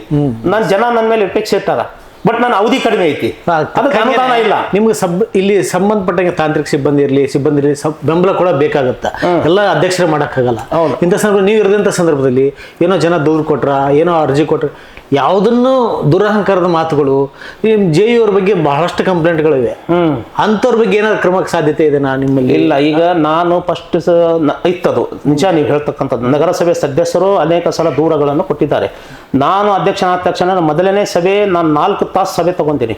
ನಂದೇನು ಆಫೀಸರ್ಸ್ ಹೇಳಿದೆ, ನನಗೆ ಏನು ಬೇಕಾಗಿಲ್ಲ, ನಿಮ್ಮಿಂದ ನಾನು 20 ವರ್ಷ ನಿಮ್ಗೆ ಸರ್ವಿಸ್ ಕೊಟ್ಟಿನಿ, ಸ್ಟಾಫಿಗೆ ಏನಾದರೂ ಊಟನ ತೊಂದರೆ ಆಗ್ಲಾರ್ದಂಗೆ ನೋಡ್ಕೊಂತೀನಿ. ನಾನು ಅಧ್ಯಕ್ಷ ಆಗಬೇಕಾಗಿದ್ದೆ, ನನಗೆ 1 ವರ್ಷ ನೀವು ಸರ್ವಿಸ್ ಕೊಡ್ರಿ, ಸರ್ವಿಸ್ ಕೊಡು ಅಂತ ಹೇಳಿದ್ರೆ ನಾನು ಯಾವುದೇ ಇದು ಕೇಳಂಗಿಲ್ಲ. ನನಗೇನು ಸಾರ್ವಜನಿಕರಿಗೆ ತೊಂದರೆ ಆಗ್ಲಾರ್ದ ಹಾಗೆ ಯಾರಿಗೆ ಈಗ ನಗರಸಭೆಗೆ ಬರ್ತಾರ, ಬಂದ ತಕ್ಷಣ ನಾನು ಅವ್ರಿಗೆ ಸೌಜನ್ಯದಿಂದ ಮಾತಾಡ್ತಕ್ಕಂಥ ನೀವು ಫಸ್ಟ್ ಕಲಿಬೇಕು ಅಂತ. ಎರಡನೇದು ಏನೈತಿ, ಆ ವಾರ್ಡ್ನಲ್ಲಿ ಹೋಗಿ ಏನೇ ಕೆಲಸ ಇದ್ರೆ ಸ್ಪಾಟ್ನಲ್ಲಿ ಹೋಗಿ ನೋಡ್ಕೊಂಡು ಬರಬೇಕು. ಇಲ್ಲೇ ಕುಂತು ಎಲ್ಲ ಮಾಡ್ತಕ್ಕಂಥ ಆಗಂಗಿಲ್ಲ. ಅವ್ರು ಯಾರು ಮಾಡ್ತಾರ ಅವ್ರಿಗೆ ನಿರ್ದಿಷ್ಟವಾಗಿ ನಾನು ಜಿಲ್ಲಾಧಿಕಾರಿಗಳಿಗೆ ಸರ್ಕಾರಕ್ಕೆ ನಾನು ದೂರಗಳನ್ನು ಕೊಡ್ತೀನಿ, ನಾನು ಕಂಪ್ಲೇಂಟ್ ಮಾಡ್ತೀನಿ, ಇನ್ನು ಎಚ್ಚರಿಕೆಗೊಳ್ಳಿರಿ ಅಂತಕ್ಕಂಥ ಮಾತು ನಾವು ಅವ್ರಿಗೆ ಹೇಳಿನಿ. ಮೊದಲಾಗ ನಮ್ಮ ನಗರಸಭೆಗೆ ಯಾರೋ ಬರ್ತಿದ್ರು, ಯಾರೋ ಹೋಗ್ತಿದ್ರು, ಹೇಳಾರಿಲ್ಲ ಕೇಳಾರಿಲ್ಲ ಅಂತಕ್ಕಂಥ ಪರಿಸ್ಥಿತಿ ಕಾಣ್ತಿತ್ತು. ನಾನು ನೋಡಿಲ್ಲ, ಕಾಣ್ತಿತ್ತು, ಅದು ಜನ ಹೇಳ್ತಿದ್ರು. ಅದಕ್ಕೆ ನಾನು ಬಂದ ತಕ್ಷಣ ಏನು ಮಾಡಿದೆ, ಒಂದು ರಿಜಿಸ್ಟರ್ ಮೇಂಟೈನ್ ಮಾಡಿ, ಯಾರೋ ಬಂದ್ರು ಒಳಗೆ ಬಂದ್ರು, ಎದಕ್ಕೆ ಬಂದು ಎದಕ್ಕೆ ಯಾವ ತಲೆ ಬಂದಿರಿ, ಏನು ಮಾಡಕತ್ತೀರ ಅಂತಕ್ಕಂಥದಕ್ಕೆ ನಾ ಈಗ ಕಂಟ್ರೋಲ್ ಮಾಡಿದ್ದೀನಿ. ಮೆನ್ಷನ್ ಸ್ವಲ್ಪ ಕಡಿಮೆ ಆಗಿದೆ, ಆದ್ರೆ ಏನೋ ಒಂದು ಹಂತಕ್ಕೆ ಬಂದಿದೆ. ಮತ್ತು ನನ್ನ ಸ್ಯಾನಿಟೇಷನ್ ಏನು ವಿಭಾಗ ಏನಿದೆ, ನಮ್ಮ ಪೌರ ಕಾರ್ಮಿಕರು ಒಳ್ಳೆ ಕೆಲಸ ಮಾಡ್ತಾ ಇದ್ದಾರೆ, ಸುಳ್ಳ್ಯಾಕೆ ಹೇಳಬೇಕು. ಈಗ 4-5 ತಿಂಗಳಿಂದ ಒಳ್ಳೆ ಕೆಲಸ ಮಾಡ್ತಾ ಇದ್ದಾರೆ. ಬಟ್ ಅವರಿಗೆ ಏನು ಸಪೋರ್ಟಿಂಗ್ ಆಗಿ ನಮಗೆ ಅವ್ರಿಗೆ ಬೇಕಾಗಿದೆ, ಅದಕ್ಕೆ ನಾನು ಸಪೋರ್ಟ್ ಮಾಡ್ತಾ ಇದ್ದೀನಿ. ಅವ್ರು ಜನ ಬಯಸೋದು ಇಷ್ಟ, ಫಸ್ಟ್ ಸ್ವಚ್ಛತೆ ಬಯಸ್ತಾರ, ಕುಡಿಯೋ ನೀರಿನ ವ್ಯವಸ್ಥೆ ಬಯಸ್ತಾರ, ಆಮೇಲೆ ವಿದ್ಯುತ್ ದೀಪಗಳನ್ನು ಬಯಸ್ತಾರ. ಆ ನಂತರ ಅವರಿಗೆ ಸೌಜನ್ಯದಿಂದ ಮಾತಾಡಿ ಒಂದು ಒಳ್ಳೆ ಮಾತಾಡಿ ಕಳಿಸಿದ್ರೆ ಸಾಕದು ಬಯಸ್ತಾರೆ ಜನ. ಆ ಕೆಲಸ ನಾನು ಮಾಡ್ತಕ್ಕಂಥ ಪ್ರಯತ್ನ ನಾನು ಮಾಡಕತ್ತೀನಿ. ಈಗಾಗಲೇ ಪ್ರತಿಯೊಂದು ವಾರ್ಡ್ಗಳಿಗೆ ನಾನು ವಿಸಿಟ್ ಕೊಡ್ತಾ ಇದ್ದೀನಿ. ಆ ಕೆಲವೊಂದು ವಾರ್ಡ್ಗಳಿಗೆ ನಾನು ಅಡ್ಡಾಡಿಲ್ಲ ಸಮಯದ ಅಭಾವದಿಂದ. ಯಾಕಂದ್ರೆ ಮೇಲೆ ನಾನು ಅಧ್ಯಕ್ಷ ಆದಮೇಲೆ ಬರೀ 2 ತಿಂಗಳ ಹಬ್ಬ ಇದ್ರೆ ಹರಿದಿನಗಳು ಬಂದು, ಗಣೇಶ ಚೌತಿ ಬಂತು, ದೀಪಾವಳಿ ಬಂತು, ಮಿಲಾದ್ ಬಂತು, ಇವು ಆಗಿ 2-3 ತಿಂಗಳನ್ನು ಅದರಲ್ಲಿ ಹೋಗ್ಬಿಡ್ತು. ಈಗ ನಾನು ನಿತ್ಯ ಬೆಳಗ್ಗೆ ಎದ್ದ ತಕ್ಷಣ ನಾನು ಎಲ್ಲ ವಾರ್ಡ್ಗಳಿಗೆ ವಿಸಿಟ್ ಕೊಡ. ಈಗಲೂ ಕೂಡ ಅಂದ್ರೆ ನಿಮ್ಮ ಅವಧಿಗಿಂತ ಮುಂಚೆನೆ 6 ತಿಂಗಳಿಟ್ಲೆ ಅರ್ಜಿ ಕೊಟ್ಟರು, ಏನು ಹೋಗಿಲ್ಲ. ನನ್ನ ಸಮಸ್ಯೆ ನನ್ನ ಗಮನಕ್ಕೆ ಬಂದವ್ರು ಇವು ಬಂದವು. ಮೊನ್ನೆ ಶಾಸಕರು ಕೂಡ ನಗರಸಭೆಗೆ ಬಂದಿದ್ರು. ಬಂದಾಗ ಅಲ್ಲಿ ನಿಮ್ಮ ಪತ್ರಿಕಾ ಅವರು ಕೂಡ ಅದು ಸ್ವಲ್ಪ ತರಟೆಗೆ ತಗೊಂಡು ಕೊಟ್ಟರು, ಇಲ್ಲ ನಿಂಗೆಲ್ಲ ನಾನು. ಬಟ್ ಅವ್ರಿಗೆ ನಮ್ಗೆ ಏನಾಗಿತ್ತು ಅಂತ ಹೇಳಿದ್ರೆ, ನಾವು ಅವ್ರಿಗೆ ಶಾಸಕರು ಕೂಡ ವಾರ್ನಿಂಗ್ ಮಾಡ್ಯಾರ, ಇಂಥವೆಲ್ಲ ಘಟನೆ ಆಗಬಾರ್ದು. ಆಮೇಲೆ ಸ್ಟಾಫ್ನಲ್ಲಿ ಯಾರು ಕೆಲಸ ಮಾಡಂಗಿಲ್ಲ ಅವ್ರಿಗೆ ಚೇಂಜ್ ಮಾಡಿದ್ರಿ. ಈಗಲೇ ಈಗ ಮನೆ ಚೇಂಜ್ ಮಾಡಿ ನಾನು ಈಗ ನಮಗೆ JU ಒಬ್ಬರ ಇರೋದರಿಂದ ಈಗ ಅವ್ರಿಗೆ ತಗೊಂಡ ಕೆಲಸ, ಅವ್ರಿಗೆ ಸ್ವಲ್ಪ ಕೆಲಸದ ಒತ್ತಡ ಭಾಳ ಆಗಕತ್ತೈತಿ. ಒಬ್ಬತ್ತು ಇದರಿಂದ ಈ 31 ವಾರ್ಡ್ಗಳನ್ನು ಸಮಾಪಿಸಬೇಕು. ಅದು ಆದ ನಂತರ ಮತ್ತೆ ಅವ್ರಿಗೆ ನಗರ ಪ್ರಾಧಿಕಾರದಲ್ಲಿ ಹೆಚ್ಚುವರಿಯಾಗಿ ಹಾಕಿದ್ದಾರೆ. ಅದಕ್ಕೆ ಅವ್ರಿಗೆ ಸ್ವಲ್ಪ ಬರ್ಡನ್ ಆಗಕತ್ತೈತಿ. ಈಗ ಇನ್ನೊಂದು 1-2 ತಿಂಗಳ ಅದು ಸಮಸ್ಯೆ ಬಗೆಹರಿತೈತಿ. ಹೊಸದಾಗಿ ಮತ್ತೊಂದು 2-3 ಮಂದಿ JUಗಳು ಬಂದ್ರೆ ಅದು ಬರ್ಡನ್ ಕಡಿಮೆ ಆಗ್ಬೋದು ಅನ್ಸುತ್ತೆ. ಉಳಿದಂತೆ ಅಧ್ಯಕ್ಷರೇ, ಈಗ ಯಾವುದೋ ಒಂದು ನಗರದ ಅಭಿವೃದ್ಧಿಗೆ ಅಲ್ಲಿ ಪಾರ್ಕ್ ಇರಲಿ ಅಥವಾ ಅಲ್ಲಿನ ಆರೋಗ್ಯದ ಒಂದು ಜನರ ನಿರ್ಮಾಣ ಮಾಡಲಿಕ್ಕೆ ನಗರಸಭೆ ಪಾತ್ರನೇ ಇರುತ್ತೆ. ಒಂದು ಪಾರ್ಕ್ಗಳ ಅನ್ಸಂದ್ರೆ ಜನ ವಾಕ್ ಮಾಡೋದಕ್ಕೆ, ಅದು ಸುತ್ತಮುತ್ತ ಜನ ಮಕ್ಕಳಿಗೆ ಆಟಕ್ಕೆ ಅನುಕೂಲ ಆಗ್ತದೆ. ಆ ರೀತಿ ನಗರಸಭೆಗಂತ ಬಿಟ್ಟಂಥ ಸಾಕಷ್ಟು ಜಮೀನಿದೆ, ಜಾಗ ಇದೆ. ಪಾರ್ಕ್ ನಿರ್ಮಾಣ ಅಥವಾ ಸಾರ್ವಜನಿಕ ಉದ್ದೇಶಕ್ಕೆ ರಸ್ತೆಗೆ ಹಿಂಗೆ ಬಿಟ್ಟಂಥ ಜಮೀನುಗಳನ್ನು ಭಾಳಷ್ಟು ಕಡೆ ಅತಿಕ್ರಮಣ ಆಗಿದ್ದಾವೆ. ಕೋಟ್ಯಾಂತರ ಕೊಪ್ಪಳದಲ್ಲಿ ನಿಮ್ಗೆ ಗೊತ್ತಿದೆ, ಭೂಮಿಗೆ ಗಗನಕ್ಕೆ ಇದೆ ಭೂಮಿ ಬೆಲೆ. ಹೌದು. ಇನ್ನು ಸಾರ್ವಜನಿಕ ಆಸ್ತಿ ಅಂದರೆ ನಗರಸಭೆ ಆಸ್ತಿ, ಕೋಟ್ಯಾಂತರ ಬೆಲೆ ಬಾಳುವಂಥ ನಗರಸಭೆ ಆಸ್ತಿ ಅನೇಕ ಜನ ಕಬಳಿಸ್ಕಿದ್ದಾರೆ. ಅದಕ್ಕೆ ರಾಜಕೀಯ ಒತ್ತಡವನ್ನು ಇನ್ನೇನೋ ಮಾಡಿ ಎಲ್ಲ ಅತಿಕ್ರಮಣ ಜಾಸ್ತಿ ಆಗ್ತಿದೆ. ಅದನ್ನು ವಾಪಸ್ ನಗರಸಭೆಗೆ ತೆಗೆದುಕೊಳ್ಳುವಂಥ ಕೆಲಸ, ಒಂದು ಸಾಕಷ್ಟು ಬೆಲೆ ಬಾಳುವಂಥ ಭೂಮಿಯನ್ನು ಉಳಿಸ್ಕೊಳ್ಳುವಂಥ ಕೆಲಸ ನಿಮ್ಮ ನಗರಸಭೆಯಿಂದ ಆಗ್ಲಿಕ್ಕೆ ಸಾಧ್ಯನಾ? ಅದು ಇಲ್ಲ, ನೀವು ಹೇಳ್ದಂಗೆ ಅಂಥವು ಯಾವುದು ಹೆಚ್ಚಿಗೆ ಆಗಿಲ್ಲ. ಉದ್ಯಾನವನಗಳನ್ನು ಅಕ್ವೈರ್ ಮಾಡ್ತಕ್ಕಂಥದ್ದು, ಕಬಳಿಸ್ಕಿರ್ತಕ್ಕಂಥದ್ದು ನನ್ನ ಗಮನಕ್ಕೆ ಬಂದಿಲ್ಲ. ಯಾವು ಕೆಲವೊಂದು ಬಂದಿದ್ದಾವೆ. ತಾವು ಹೇಳಿದ್ರಿ ಕೊಪ್ಪಳ ನಗರದಲ್ಲಿ ಯಾವುದೇ ಜನ ಹೋಗಲಿಕ್ಕೆ ಯಾವುದೇ ಉದ್ಯಾನಗಳಿಲ್ಲ ಅಂತ ಹೇಳಿ. ನಾನು 4 ತಿಂಗಳಲ್ಲಿ ಕಲ್ಯಾಣ ನಗರದಲ್ಲಿ ಇರ್ತಕ್ಕಂಥ ಒಂದು ಉದ್ಯಾನವನ ಇತ್ತು. ಅಲ್ಲಂಪರ್ವ ಬೆಳೆದೂರು ಸಾಹಿತಿಗಳು, ನಮ್ಮ ಹಿರಿಯರು ಅವರೆಲ್ಲ ನನ್ನ ಗಮನಕ್ಕೆ ತಂದರು. ಓಣಿ ಹಿರಿಯರು ತಂದ ತಕ್ಷಣ ಇಮಿಡಿಯೇಟ್ಲಿ ಆ ಗಾರ್ಡನಿಗೆ ನೀವು ಹೋಗಿ ನೋಡಬರ್ಬೋದು. ಈಗ ಎಷ್ಟು ಸುಂದರವಾಗಿ ಗಾರ್ಡನ್ ಮಾಡಿ ಅವನ್ ಕೆಲವೊಂದು ಇನ್ನೂ ಆಟಿಕೆ ಸಾಮಾನು ಗೀಮಾನ್ ಹಾಕ್ಬೇಕಿದೆ, ಅದೊಂದು ಮಾಡ್ತಾ ಇದ್ದೀನಿ. ಅದಕ್ಕೆ ಕೆಲವು ಎಕ್ಸೆಪ್ಷನ್ಸ್ ಇರ್ಬೋದು. ನಾನು ನೋಡಿದ್ದೀನಿ ಭಾಳಷ್ಟು ಕಡೆಗೆ, ಕಲ್ಯಾಣ ನಗರ, BTP ನಗರ ಇಂಥವು ಬಿಟ್ಟರೆ ಬಹಳಷ್ಟು ಇಲ್ಲಿ ಇಲ್ಲಾಗುತ್ತಂತನಲ್ಲ, ಜಿಲ್ಲಾಧಿಕಾರಿ ಕಚೇರಿಯಿಂದ ಮತ್ತು ನಗರಾಭಿವೃದ್ಧಿ ಪ್ರಾಧಿಕಾರ ಕಚೇರಿಗಳಿಂದ ಅನುಮತಿ ಕೊಡುವಾಗಲೇ ಸಾರ್ವಜನಿಕ ಜಾಗಗಳನ್ನು ಸೈಟ್ ಮಾಡಿ ಮಾರಾಟ ಮಾಡಿದಂಥ ಉದಾಹರಣೆಗಳು ಸಾಕಷ್ಟು ಇದಾವೆ. ಆ ರೀತಿ ಆಗೋದ್ರಿಂದ ಮತ್ತೆ ಪಾರ್ಕ್ಗಳೇ ಇಲ್ಲ, ನಗರಕ್ಕೆ ಜನಕ್ಕೆ ಅನುಕೂಲ ಆಗಲ್ಲ ಅಂದ್ರೆ ಮತ್ತೆ ಅದನ್ನ ಉಳಿಸುವಂತ ನಿಮ್ಮ ಪ್ರಯತ್ನ ಇಲ್ಲ. ಪಾರ್ಕ್ಗಳು ಭಾಳ ಇದಾವ್ರಿ. ಈಗ MSPL ಅವರು ಮೊನ್ನೆ ಮುಂದೆ ಬಂದಾರ. ಅವ್ರೇನು ಬಂದಾರ, ನಮ್ಮ ಇಲ್ಲಿರ್ತಕ್ಕಂಥ ಈಶ್ವರ್ ಪಾರ್ಕಿಗೆ ನಾವು 2 ಕೋಟಿ ಮಾಡರ್ನ್ ಪಾರ್ಕ್ ಮಾಡ್ತೀವಿ, ಮೊನ್ನೆ ನಮ್ಮ ನಗರಸಭೆಯ ಸಾಮಾನ್ಯ ಸಭೆಯಲ್ಲಿ ಠರಾವನ್ನು ಪಾಸ ಮಾಡಿ ಫಸ್ಟಿಗೆ ನಾವೇನ್ ಮಾಡಿವಿ ಅಂದ್ರೆ ಇಲ್ಲಿ ನಮ್ಮ MSPL ಫ್ಯಾಕ್ಟ್ರಿ ಏನಿದೆ ಅದರಿಂದ ಪರಿಸರಕ್ಕೆ ಬಹಳ ಹಾನಿ ಆಗ್ತೈತಿ. ಯಾಕಂದ್ರೆ ಅದು ನಗರಕ್ಕೆ ಹತ್ತಿಕೊಂಡಿರ್ತಕ್ಕಂಥ ಫ್ಯಾಕ್ಟ್ರಿ. ಈಗ 3ನೇ ಹಂತದ್ದು ಚಾಲು ಆಗ್ತಾ ಇದೆ, ಅದಕ್ಕಿಂತ 3 ಪಟ್ಟು ದೊಡ್ಡದು ಚಾಲು ಆಗ್ತೈತೆ. ಅದು ಚಾಲು ಆತಂದ್ರ ಕೊಪ್ಪಳ ನಗರನ ಬಿಟ್ಟು ಹೋಗ್ಬೇಕು ಅಂತಕ್ಕಂಥ ಪರಿಸ್ಥಿತಿ ಐತಿ. ಅಂತ ಒಂದು ಸಮಸ್ಯೆ ಆಗಿ ಎಲ್ಲರೂ ಕೂಡ ಒಮ್ಮತ್ತಲಿಂದ ಅದಕ್ಕೆ ವಿರೋಧ ವ್ಯಕ್ತಪಡಿಸ್ಯಾರ. ನಮ್ಗೆ ಇಲ್ಲಿ ಅವಶ್ಯಕತೆ ಇಲ್ಲ, ಫ್ಯಾಕ್ಟ್ರಿ ಬೇಕಾಗಿಲ್ಲ, ನಮ್ಗೆ ಬೇರೆ ಕಡೆ ಶಿಫ್ಟ್ ಮಾಡ್ರಿ ಅಂತಕ್ಕಂಥದ್ದಕ್ಕೆ ನಾವು ವಿರೋಧ ವ್ಯಕ್ತ ತಾವು ಇದ್ರಿ ಅವತ್ತು. ಅದು ಆದ ನಂತರ ಏನ್ ಮಾಡಿದ್ವಿ ನಾವು, ಅದಕ್ಕೆ ಅವ್ರು ಏನು ಮಾಡ್ಯಾರ, ನಾವು ನಗರದಲ್ಲಿ ಇರ್ತಕ್ಕಂಥ ಎಷ್ಟು ಉದ್ಯಾನವನಗಳಿದ್ದಾವೆ ಅವೆಲ್ಲ ಅಭಿವೃದ್ಧಿ ಪಡಿಸಿ ನಾವು ಮೇಂಟೆನೆನ್ಸ್ ಮಾಡ್ತೀವಿ ಅಂತಕ್ಕಂಥದಕ್ಕೆ ಅವರು ನಮಗೆ ಕೇಳಿದ್ದಾರೆ. ಯಾರು MSPL ಅವರು ಈಗಾಗಲೇ ನಮ್ಮ ಪಾಂಡುರಂಗ ದೇವಸ್ಥಾನದಲ್ಲಿ ಇರ್ತಕ್ಕಂಥ 1 ಎಕರೆಯಲ್ಲಿ ಉದ್ಯಾನವನ, 2 ಉದ್ಯಾನವನಗಳು ಅವೆಲ್ಲ ಡೆವಲಪ್ಮೆಂಟ್ ಮಾಡಿವಿ ನಗರಸಭೆಯಿಂದ. ಅದು 2ನೇದು ಈಗ ನಮ್ದು BT ಪಟ್ಟಣಗಳಲ್ಲಿ ನೋಡಿರಿ. ಆ ನಂತರ ನಮ್ದು ಅಚ್ಚ ಕಡೆ ಬಾಬಾ ಸಾಹೇಬ್ ಅಂಬೇಡ್ಕರ್ ಅವರದು, ನಮ್ಮ ಬಾಬಾ ಜಗ್ಜೀವನ್ ರಾಮ್ ಅವರದು ಬಸ್, ಇವು 3 ಮೂರ್ತಿಗಳೇನಿದಾವ ಆ ಗಾರ್ಡನ್ ಇಂಪ್ರೂವ್ಮೆಂಟ್ ಮಾಡ್ತಾ ಇದ್ವಿ. ಈಗ ಕೊಪ್ಪಳ ನಗರದ ಪ್ರಮುಖ ರಸ್ತೆಗಳೆಲ್ಲ ಸಾಕಷ್ಟು ಅಭಿವೃದ್ಧಿ ಇದಾವೆ, ಬಟ್ ಇನ್ನೂ ಕೆಲವು ಬಡಾವಣೆಗಳಲ್ಲಿ ಸರಿಯಾಗಿ ರಸ್ತೆ ಚರಂಡಿ ಇಲ್ಲ. ಏನಾದ್ರು ಬಹಳ ನಾನು ಮೊನ್ನೆ ವಿಸಿಟ್ ಮಾಡಿದಾಗ ವನ್ಯಮಾಡಿನ ಮಹಬೂಬ್ ನಗರ ಅಂತ ಐತ್ರಿ. ಆ ಮಹಬೂಬ್ ನಗರ, ಆ ನಂತರ ಗಣೇಶ್ ಟೆಗ್, ಆ ನಂತರ ನಮ್ಮ ಕಾಳಿದಾಸ್ ನಗರ, ಈ ಮಿಟ್ಟಿಕೇರಿ, ಡಿಡಿಕೇರಿ ಸ್ಲಮ್ ಮಿಕ್ಸಪ್ ಬ್ಯಾಕ್ವರ್ಡ್ಸ್ ಏರಿಯಾ ಇದ್ದಾವೆ. ಅಲ್ಲಿ ಈಗಾಗಲೇ ನಾನು ನೋಡಿ ಬಂದ ನಂತರನ ಕೆಲವೊಂದು ನಮ್ಮ ನಗರಸಭೆಯಿಂದ ಎಷ್ಟು ಸಾಧ್ಯ ಆಗ್ತೈತಿ ಅಷ್ಟು ನಾನು ಕೆಲಸಗಳನ್ನು ನಾನು ಮಾಡ್ತೀನಿ.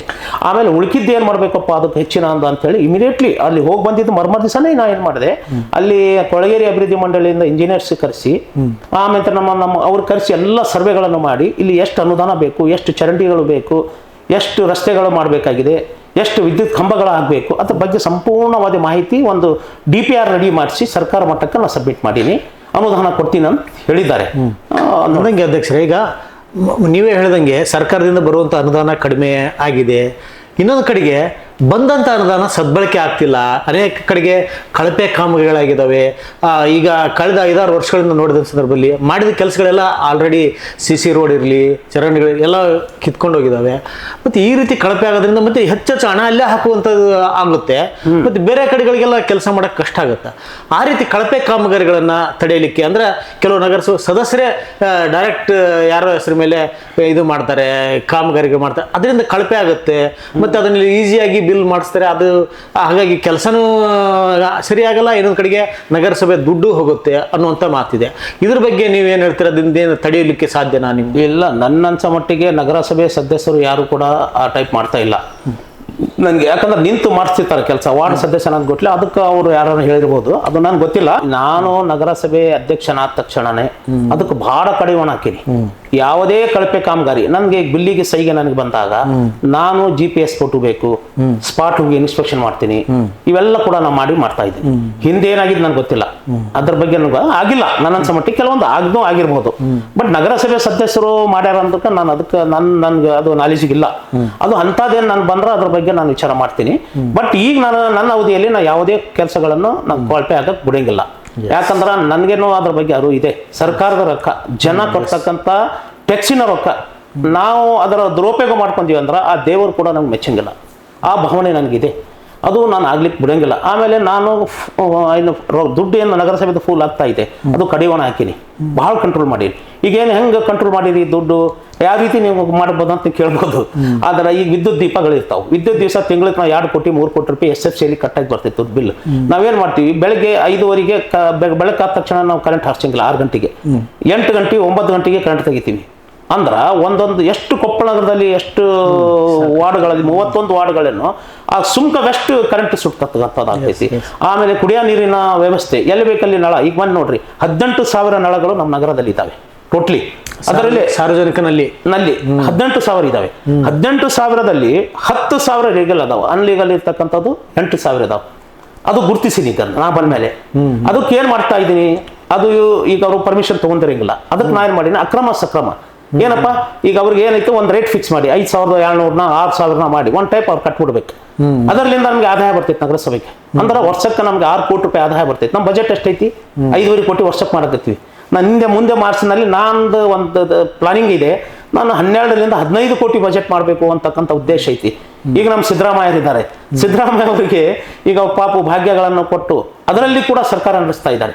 ಈಗ ಜನ ಏನು ಸರ್ಕಾರ ಮಟ್ಟದಲ್ಲಿ ಆಶ್ವಾಸನೆಯನ್ನು ಕೊಟ್ಟಿದ್ರು ಸಾರ್ವಜನಿಕರಿಗೆ, ಮಹಿಳೆಯರಿಗೆ, ವಿದ್ಯಾರ್ಥಿಗಳಿಗೆ ಈ 5 ಗ್ಯಾರಂಟಿಗಳನ್ನು ಕೊಟ್ಟು ಜನ ವಿರೋಧ ಪಕ್ಷದಲ್ಲಿ ಹೇಳ್ತಾ ಇದ್ದಾರೆ ಎಲ್ಲ ಅದಕ್ಕೆ ಕೊಟ್ಬಿಟ್ಟಾರ, ಯಾವುದೇ ಅಭಿವೃದ್ಧಿ ಇಲ್ಲ, ಯಾವ್ದು ಬಿಲ್ ಆಗೋದು, ಯಾವ್ದು ಕೆಲಸ ಆಗ್ತಾ ಇಲ್ಲ ಅಂತ. ಆದ್ರೆ ಸಿದ್ದರಾಮಯ್ಯ ಕೇಂದ್ರ ಸರ್ಕಾರದಿಂದ ಬರ್ತಕ್ಕಂಥ ನಮಗೆ ಬರ್ತಕ್ಕಂಥ ಅನುದಾನ ಏನೇನು ನಾವು ಟ್ಯಾಕ್ಸ್ ಏನು ತುಂಬಿರ್ತೀವಿ, ಆ GST ಅನುದಾನ ಅದು ಇನ್ನೂವರೆಗೆ ಕೂಡ ಅವರು ಕಟ್ತಾ ಇಲ್ಲ. ನಾವು ಕಟ್ಟಿದ್ದ ದುಡ್ಡಿಗೆ ಅವ್ರು ಕೊಡ್ಬೇಕು, ಅವ್ರೇನು ಕೊಡೋದು ಬೇಕಾಗಿಲ್ಲ. ಅದರಲ್ಲಿ ಕೂಡ ಈಗ ನಮ್ಮ ಸರ್ಕಾರ ಸಿದ್ದರಾಮಯ್ಯರು ಬಜೆಟ್ ತಾವು ತಮ್ಮ ಒಂದು ಇದರಿಂದ ಅನುಭವದಿಂದ ಜನಕ್ಕೆ ಈಗ ಅದರಿಂದ ಅನೇಕ ಬಜೆಟ್ಗಳು ಎಲ್ಲ ಅನೇಕ ಕಾಮಗಾರಿಗಳು ರೈತರಿಗೆ ಎಲ್ಲ ಸಮಾಜದ ವರ್ಗದವರಿಗೆ ಕೊಡ್ತಾ ಇದ್ರಲ್ಲಿ ಆ ಒಂದು ಮಾದರದಲ್ಲಿ ನಾ ಏನ್ ಮಾಡ್ತಾ ಇದ್ದೀನಿ, ಫೂಲ್ ಆಗ್ತಕ್ಕಂಥ ರೊಕ್ಕ ಎಲ್ಲೆಲ್ಲಿ ಹೋಗ್ತಾ ಇದ್ದಪ್ಪ, ಏನೇನ್ ಮಾಡ್ತಾ ಇದ್ದಾರೆ. ಈ ಟ್ಯಾಕ್ಸ್ ಎಕ್ಸಾಂಪಲ್ಗೆ ಕೆಲವು ಕಡೆ ಟ್ಯಾಕ್ಸ್ ಏನ್ ಮಾಡ್ತಾರೆ ಕೆಲವು ಜನ ಬಿಲ್ ಕಲೆಕ್ಟರ್ಸ್, ಆ ಎಲ್ಲ ಬಿಲ್ ಕಲೆಕ್ಟರ್ಸ್ಗೆ ನಾನು ಚೇಂಜ್ ಮಾಡಿದ್ದೀನಿ. ಯಾಕಂದ್ರೆ ಸುಮಾರು ವರ್ಷ 20 ವರ್ಷಗಳಿಂದ ಇದ್ರು, ಅವ್ರಿಗೆಲ್ಲ ತೆಗೆದು ಹೊಸಬರ್ಗೆ ಹಾಕಿನಿ. ಅವ್ರಲಿಂದ ನಾನು ಇದು ಫೂಲ್ ಆಗ್ತಕ್ಕಂಥ ಹಣ ಏನಿದೆಯಲ್ಲ ಅದು ಒಂದ್ ಕಡೆ ಜಮಾ ಮಾಡ್ತಕ್ಕಂಥ ಕೆಲಸನ ಮಾಡ್ತಾ ಇದ್ದೆ. ಹಂಗೆ ಮಾಡಿ ಅದರಿಂದ 2 ಕೋಟಿ ಮತ್ತೆ ಇದು ಅಕ್ರಮ ಸಕ್ರಮ ಮಾಡ್ತಕ್ಕಂಥ ನೀರು ಅದರಿಂದ, ಆಮೇಲೆ ತೆರಿಗೆ ಈಗ ಫುಟ್ಪಾತ್ನಲ್ಲಿ ಕೆಲವು ಜನ ಇರ್ತಾರೆ, ಅವ್ರಿಗೆ ಯಾರೋ ಇಸ್ಕೊಂತಿದ್ರು, ಯಾರೋ ಹೆಸರು ಹೇಳಿ ಯಾರೋ ಇಸ್ಕೊಂಡು ಹೋಗ್ತಿದ್ರು. ಡೈಲಿ 10,000 10 ರೂಪಾಯಿ ಕೊಳ್ಳಿ ಒಬ್ರು. ನಗರಸಭೆಯಲ್ಲಿ ಇರ್ತಕ್ಕಂಥ ನಮ್ಗೆ ಅದು ಕಾನೂನಲ್ಲಿ ಅವಕಾಶ ಇದೆ, ನಮ್ಮ ನಗರಸಭೆಯ ಇದರಲ್ಲಿ ಕಾನೂನಲ್ಲಿ ಅವಕಾಶ ಇದೆ. ಅದಕ್ಕೆ ನಾವು 20,000 ಅಂದ್ರೆ ಡೈಲಿ ಎಷ್ಟಾಗತ್ತೈತೆ ಅದಂದ್ರ 10,000 20,000 ಆಗ್ತಾ ಇದೆ, ಡೈಲಿ ಆಗ್ತೈತಿ. ತಿಂಗಳಿಗೆ ಆ ಅಮೌಂಟ್ ಎಷ್ಟಾಗ್ತೈತಿ, ಆ ರೊಕ್ಕನ ಜಮಾ ಮಾಡಿ ಎಲ್ಲಿ ಬೇಕಲ್ಲಿ ಗಟಾರಿಗೆ ಹಾಕಿದೆ ಫೂಲ್ ಮಾಡಿದೆ, ಅದು ಆಗ್ಬಾರ್ದು ಅಂತಕ್ಕಂಥದಕ್ಕೆ ನಾನು ಕಂಡೀಷನ್ ಮಾಡಕತ್ತೀನಿ. ಆ ನಂತರ ಡೀಸೆಲ್ ಬಿಲ್ಗೆ ಏನ್ ಮಾಡ್ತಾರ, ನಮ್ಮ ಗಾಡಿ ವೆಹಿಕಲ್ಸ್ಗಳದಾವು 20 ನಮ್ಮ ಇವು ಅದಾವು, ಕಸ ಸಂಗ್ರಹಣೆ ಮಾಡ್ತಕ್ಕಂಥ ವೆಹಿಕಲ್ಸ್ ಅದಾವು, ಟ್ರ್ಯಾಕ್ಟರ್ಸ್ ಅದಾವು, ಕಸ ಸಂಗ್ರಹಣೆ ಮಾಡ್ತಕ್ಕಂಥ ಇವೆಲ್ಲ ನಾವು ಕಡಿವಾಣ ಹಾಕಿನಿ. ಫುಲ್ ಎಲ್ಲೇ ಬೇಕಲ್ಲಿ ಹೋಗ್ಬಿಡೋದು, ಎಲ್ಲೇ ನಿಂತ್ಬಿಡೋದು, ಹಂಗೆ ಆಗ್ಬಾರ್ದು. ಈಗ ಅದರಿಂದ ನಮ್ಗೆ ಏನಾಗುತ್ತೆ, ಕನಿಷ್ಠ ತಿಂಗಳಕ್ಕ ನನ್ನನ್ಸ ಮಟ್ಟಿಗೆ ಒಂದು 200 300 ಲೀಟರ್ ಡೀಸೆಲ್ ಉಳಿತಾಯ ಆಗ್ತಾ ಇದೆ. ಹಂಗೆ ಅದರಿಂದ ಹನಿ ಕೂರ್ಚಿ ದೊಡ್ಡ ಮಟ್ಟದಲ್ಲಿ ಉಳಿತಾಯ ಮಾಡಿ ಅದರಲ್ಲೇ ನಮ್ಮ ಅಭಿವೃದ್ಧಿ ಕಾಮಗಾರಿ ಮಾಡೋದಂತಕ್ಕಂಥ ಪ್ಲಾನ್ ಕೂಡ ಮಾಡ್ತಾ ಇದ್ದೆ. ನಾನು ಮುಂದಿನ ಬಜೆಟ್ನಲ್ಲಿ ಸರ್ಕಾರದ್ದು ಬೇಕಾಗಿಲ್ಲಪ್ಪ ನನಗೆ ಅಂತಕ್ಕಂಥದಕ್ಕೂ ಪ್ಲಾನ್ ಮಾಡಕತ್ತೀನಿ. ಅದು ಬೇರೆ ಈಗ ನಮ್ಗೆ ವ್ಯಾಪ್ತಿಗೆ ಬರ್ತಕ್ಕಂಥ ಅನೇಕ ಫ್ಯಾಕ್ಟ್ರಿಗಳಿದ್ದಾವೆ. ಆ ಫ್ಯಾಕ್ಟ್ರಿಗಳಿಂದ ನಮ್ಗೆ ಇಲ್ಲಿ ಪೊಲ್ಯೂಷನ್ ಬರ್ತೈತಿ, ಅವ್ರಲಿಂದ ನಮ್ಗೆ ಇಲ್ಲಿ ನಗರ ಪ್ರದೇಶ ಇರ್ತಕ್ಕಂಥ ವಾಸ ಮಾಡ್ತಕ್ಕಂಥ ಜನಕ್ಕೆ ಬಹಳ ತೊಂದರೆ ಆಗಕತ್ತಾವ. ಅದಕ್ಕೆ ನಾವು ಏನ್ ಮಾಡ್ಬೇಕಪ್ಪ, ಅವ್ರು ನಮ್ಗೆ ಏನ್ ಕೊಡುಗೆ ಇದೆ ನಗರಕ್ಕ, ಅದರ ಬಗ್ಗೆ ನಾವು ಪ್ಲಾನಿಂಗ್ ಮಾಡ್ತಾ ಇದ್ದೇನೆ ಸರ್. CSR ಫಂಡ್ ಬಳಕೆ ಮಾಡ್ಕೊಂಡು ಅದು ಕರೆಕ್ಟ್ ಫಂಡ್ ಬಳಕೆ ಮಾಡ್ಕೊಂಡು ಮಾಡ್ಬೇಕು ಅಂತ ನನ್ನ ಪ್ಲಾನಿಂಗ್ ಇದೆ ಸರ್. ಜೊತೆಗೆ ಈಗ ಕೊಪ್ಪಳದ ದೊಡ್ಡ ಜಾತ್ರೆ ಗವಿಸಿದ್ದೇಶ್ವರ ಜಾತ್ರೆ, ಲಕ್ಷಾಂತರ ಜನ ಸೇರ್ತಾರೆ. ಈ ಒಂದು ಸಂದರ್ಭದಲ್ಲಿ ನಗರದ ಸೌಂದರ್ಯೀಕರಣ ಇರಲಿ, ನಗರದಲ್ಲಿ ಸಾಕಷ್ಟು ರಸ್ತೆ ನಿರ್ಮಾಣ ಇಂಥವು ಸಾಕಷ್ಟು ಕೆಲಸಗಳಿರ್ತವೆ.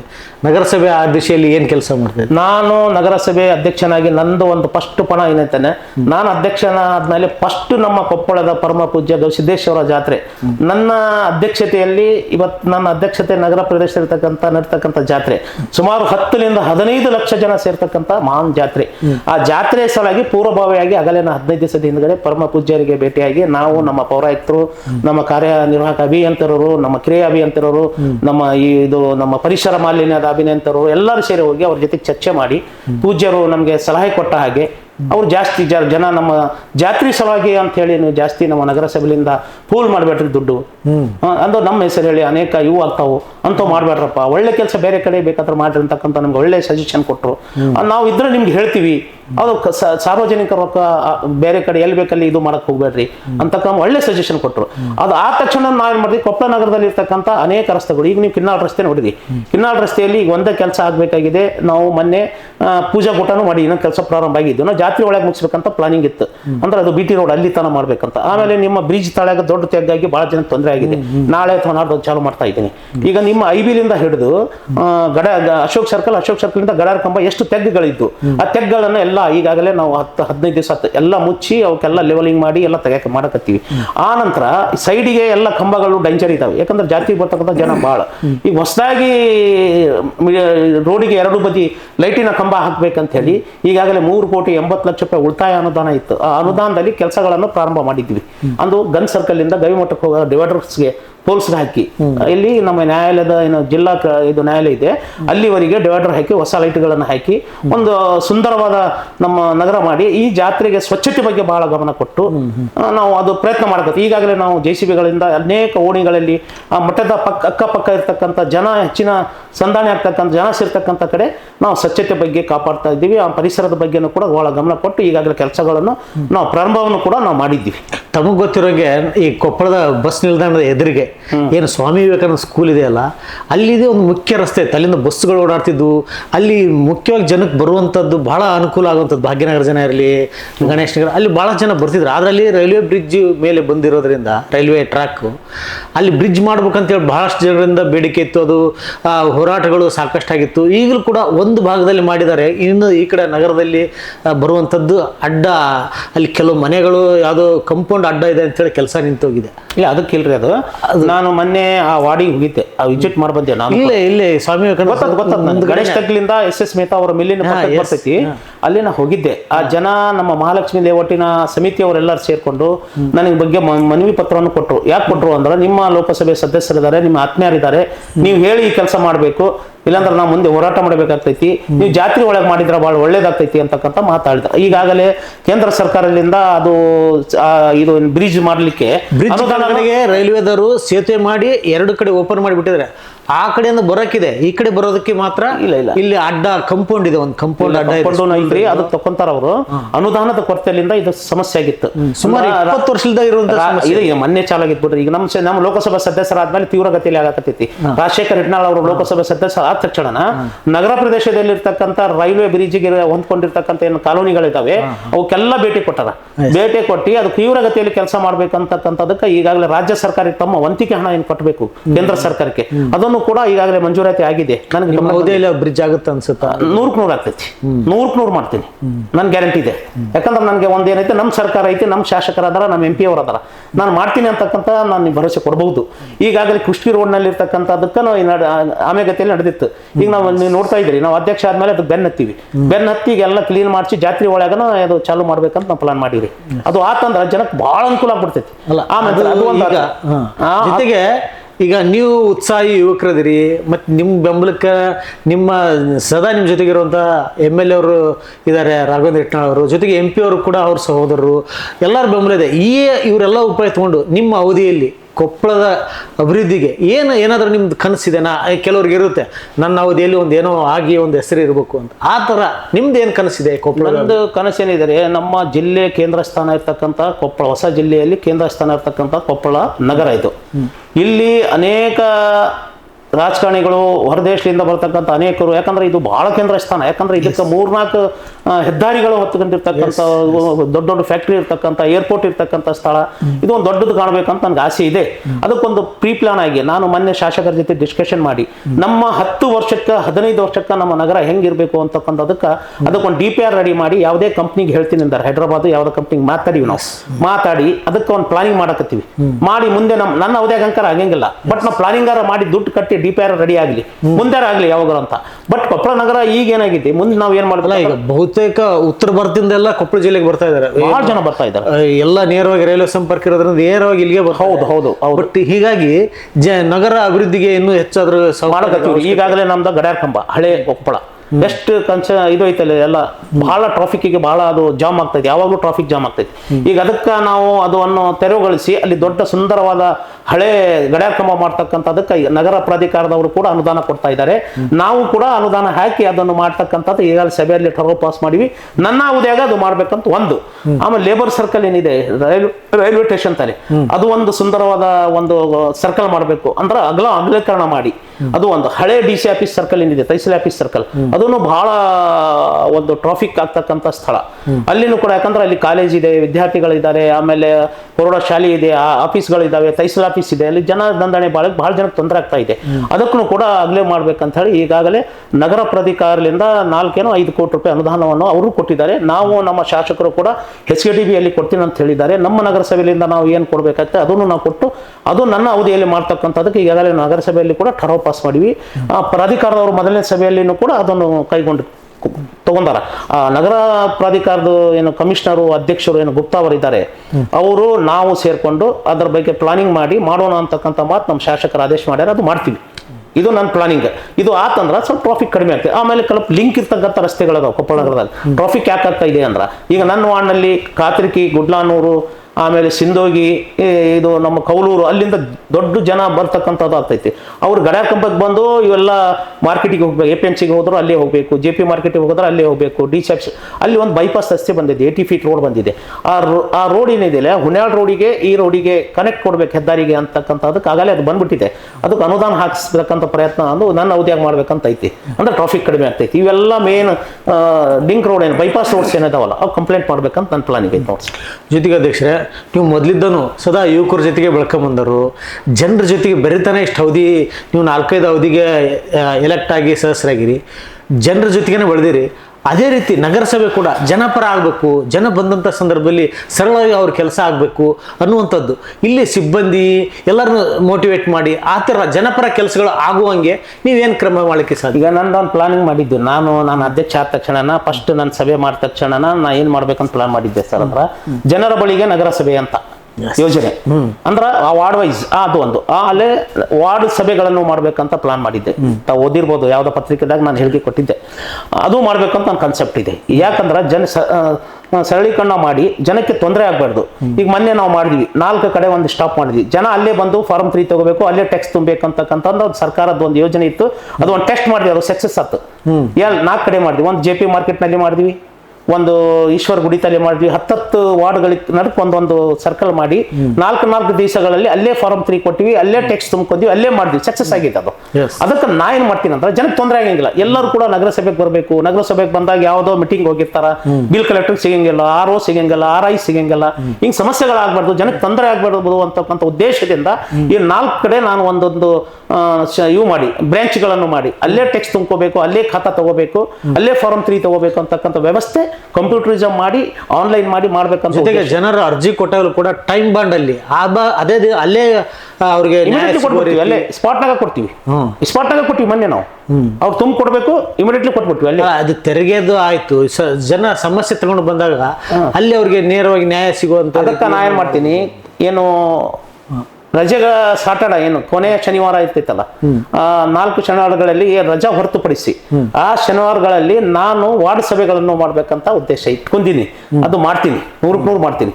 ಅಂದ್ರೆ ಸ್ವಲ್ಪ ನನಗೆ ಅಧಿಕಾರಿಗಳ ಕೊರತೆ ಇರೋದ್ರಿಂದ ನಂಗೆ ಹೋಗಕ್ ಆಗ್ತಾ ಇಲ್ಲ. ಇಂಜಿನಿಯರ್ಸ್ ಇಲ್ಲ, ವಾಟರ್ ಸಪ್ಲೈ ಇಂಜಿನಿಯರ್ಸ್ ಇಲ್ಲ, ಸ್ಯಾನಿಟೇಷನ್ ಇಂಜಿನಿಯರ್ಸ್ ಇಲ್ಲ, ಸಿವಿಲ್ ಇಂಜಿನಿಯರ್ಸ್ ಇಲ್ಲ, ಬರೀ ಎಲೆಕ್ಟ್ರಿಕಲ್ ಇಂಜಿನಿಯರ್ ಒಬ್ಬರೇ ಇದ್ದಾರೆ. ಅವರೇ ಸಿವಿಲ್ ಗಿವಿಲ್ ಎಲ್ಲ ನೋಡ್ಕೊಂತಾ ಇದ್ದಾರೆ.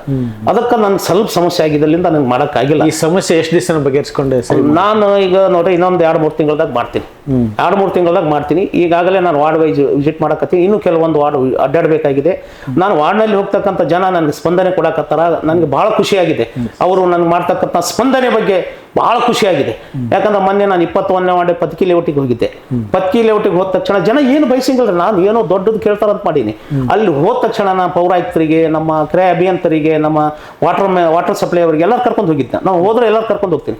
ಅಲ್ಲಿ ಕುಂದರ್ಸಿ ಅವರ ಸಮಸ್ಯೆ ಅಲ್ಲಿ ಸಭೆ ಮಾಡಿದ್ರೆ ಆಗಲೇ ನಾನು ಅಲ್ಲಿ ಸಭೆ ಮಾಡಿ ಆ ಜನರ ಏನು ಮನವಿಯನ್ನು ಸ್ವೀಕರಿಸಿ ಅಲ್ಲಿ ಏನು ಸಮಸ್ಯೆಗಳಿದ್ದಾವೆ, ಸ್ವಚ್ಛತೆ ಬಗ್ಗೆ ಏನು ಸಮಸ್ಯೆ ಇದೆ, ಕೂಡಲೇ ಅಲ್ಲಿ ಸ್ಪಾಟ್ನಲ್ಲಿ ಏನು ಮಾಡೋದಾಗ್ತೈತೆ ನಾವು ಮಾಡೀನಿ ಸರ್.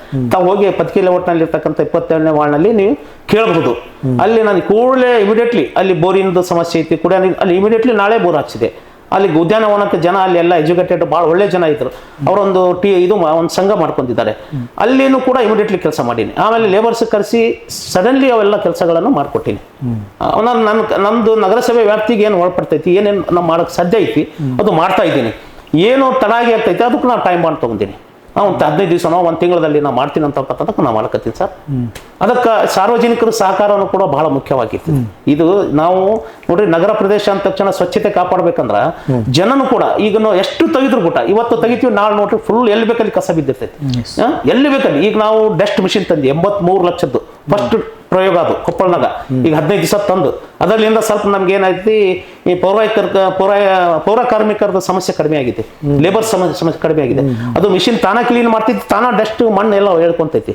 ಅದರಲ್ಲಿಂದ ನಮ್ಗೆ ದೊಡ್ಡ ಕ್ಲೀನ್ ಮಾಡ್ತಕ್ಕಂಥ ಅವಕಾಶ ಒದಗಿಕೊಂತ. ರಾತ್ರಿ ಟೈಮ್ನಾಗ ಎಲ್ಲ ಮಾಡಕತ್ತೀವಿ. ಅಗ್ನಿ ಟೈಮ್ ತಾವು ನೋಡಿರಿ, ಮಲ್ಲಿಂದ ಚಾಲು ಮಾಡಿ ಇವಾಗಲೇ ಎಲ್ಲ ತೆಗೆಯಕತ್ತೀವಿ. ಒಂದು ಮಿಷಿನ್ ತಂದೀವಿ, ಅದು 83 ಲಕ್ಷ. ಅದರಿಂದ ಕೆಲವೊಂದು ಸಮಸ್ಯೆಗಳನ್ನು ಇನ್ನೂ ಭಾಳ ಮಾಡಬೇಕಾಗಿದೆ. ಅದಕ್ಕೆ ನಂದು ಟೈಮ್ ಬಾಂಡ್ ಕಡಿಮೆ ಇದೆ. ಅದಕ್ಕೆ ನಾವು ಎಲ್ಲ ನಾನು ಜಾತ್ಯತೀತವಾಗಿ ಪಕ್ಷಾತೀತವಾಗಿ ಎಲ್ಲರೂ ಕೂಡ ನನಗೆ ಬೆಂಬಲ ಮಾಡ್ತಾ ಇದ್ದಾರೆ. ನಿಜವಾಗ್ಲೂ ನನ್ನ ನಗರಸಭೆ ಸದಸ್ಯರಿಗೆ ನಾನು ಥ್ಯಾಂಕ್ಸ್ ಅಪ್ ಹೇಳಬೇಕು. ಅವರು ಕೂಡ ನನಗೆ ನಗರಸಭೆಯಲ್ಲಿ ಪಕ್ಷಾತೀತವಾಗಿ ನನ್ನ ಸಪೋರ್ಟ್ ಮಾಡ್ತಾ ಇದ್ದಾರೆ. ನನಗೆ ನೀವೇನು ಮಾಡಿದ್ರು ಕೂಡ ನಿಮ್ಮ ಹಿಂದದೀನಿ, ನೀವು ಮಾಡಿ ಅಭಿವೃದ್ಧಿ ಪಡಿಸ್ರಿ ಅಂತಕ್ಕಂಥ ನನಗೆ ಹುಮ್ಮಸ್ಸನ್ನು ಕೂಡ ಜನ ತುಂಬ್ತಾ ಇದ್ದಾರೆ. ಕೊಪ್ಪಳ ನಗರದ ಜನನು ಕೂಡ ಇವತ್ತು ಪಕ್ಷಾತೀತವಾಗಿ, ಜಾತ್ಯತೀತವಾಗಿ ಎಲ್ಲರೂ ಕೂಡ ನನಗೆ ಭಾಳ ಒಪ್ಕೊಂಡಿದ್ದಾರೆ, ನನ್ನ ಬಗ್ಗೆ ವಿಶ್ವಾಸ ಇಟ್ಟಿದ್ದಾರೆ. ಅವರು ಏನೋ ಮಾಡ್ತಾರೆ ಅಮ್ಜದ್ ಪಟೇಲ್ ಅಂತಕ್ಕಂಥ ವಿಶ್ವಾಸದಿಂದ ನಾನು ಕಾಣ್ತಾ ಇದ್ದಾರೆ ಅವ್ರಿಗೆ. ಅದು ನಾ ಮಾಡ್ತಕ್ಕಂಥ ಪ್ರಯತ್ನನೂ ಕೂಡ ನಮ್ಮ ಸರ್ಕಾರ ಮಟ್ಟದಲ್ಲಿ ನನ್ನ ನಾಯಕರಾಗಿರ್ತಕ್ಕಂಥ ನಿಜವಾಗ್ಲೂ BZ ಜಮೀರ್ ಅಹಮದ್ ಅವರು ನನಗೆ ಭಾಳ ಸಪೋರ್ಟನ್ನು ಕೂಡ ಮಾಡಿದ್ದಾರೆ. ರಹೀಂ ಖಾನ್ ಅವರು ಮಾಡ್ತಾ ಇದ್ದಾರೆ. ಅವ್ರ ಜೊತೆಯಲ್ಲಿ ನನಗೆ ಇವತ್ತು ನಮ್ಮ ರಾಘವೇಂದ್ರ ಹಿಟ್ನಾಳ್ ಅವರು ಕೂಡ ಸಾಥಿ ಕೊಟ್ಟು ನನಗೆ ಅನುದಾನ ಕೊಡ್ತಕ್ಕಂಥ ಪ್ರಯತ್ನವನ್ನು ಕೂಡ ತಾವು ಮಾಡ್ತಾ ಇದ್ದಾರೆ. ಅಜಯ್ ಸಿಂಗ್ ಅವರು ಕೂಡ ಮೊನ್ನೆ ಕೊಪ್ಪಳಕ್ಕೆ ಬಂದಾಗ ನಾನು ಗವಿಮಠಕ್ಕೆ ಕರ್ಕೊಂಡೋಗಿದ್ದೆ. ನಾನು ಭಾಳ ರಿಕ್ವೆಸ್ಟ್ ಮಾಡ್ಕೊಂಡೆ.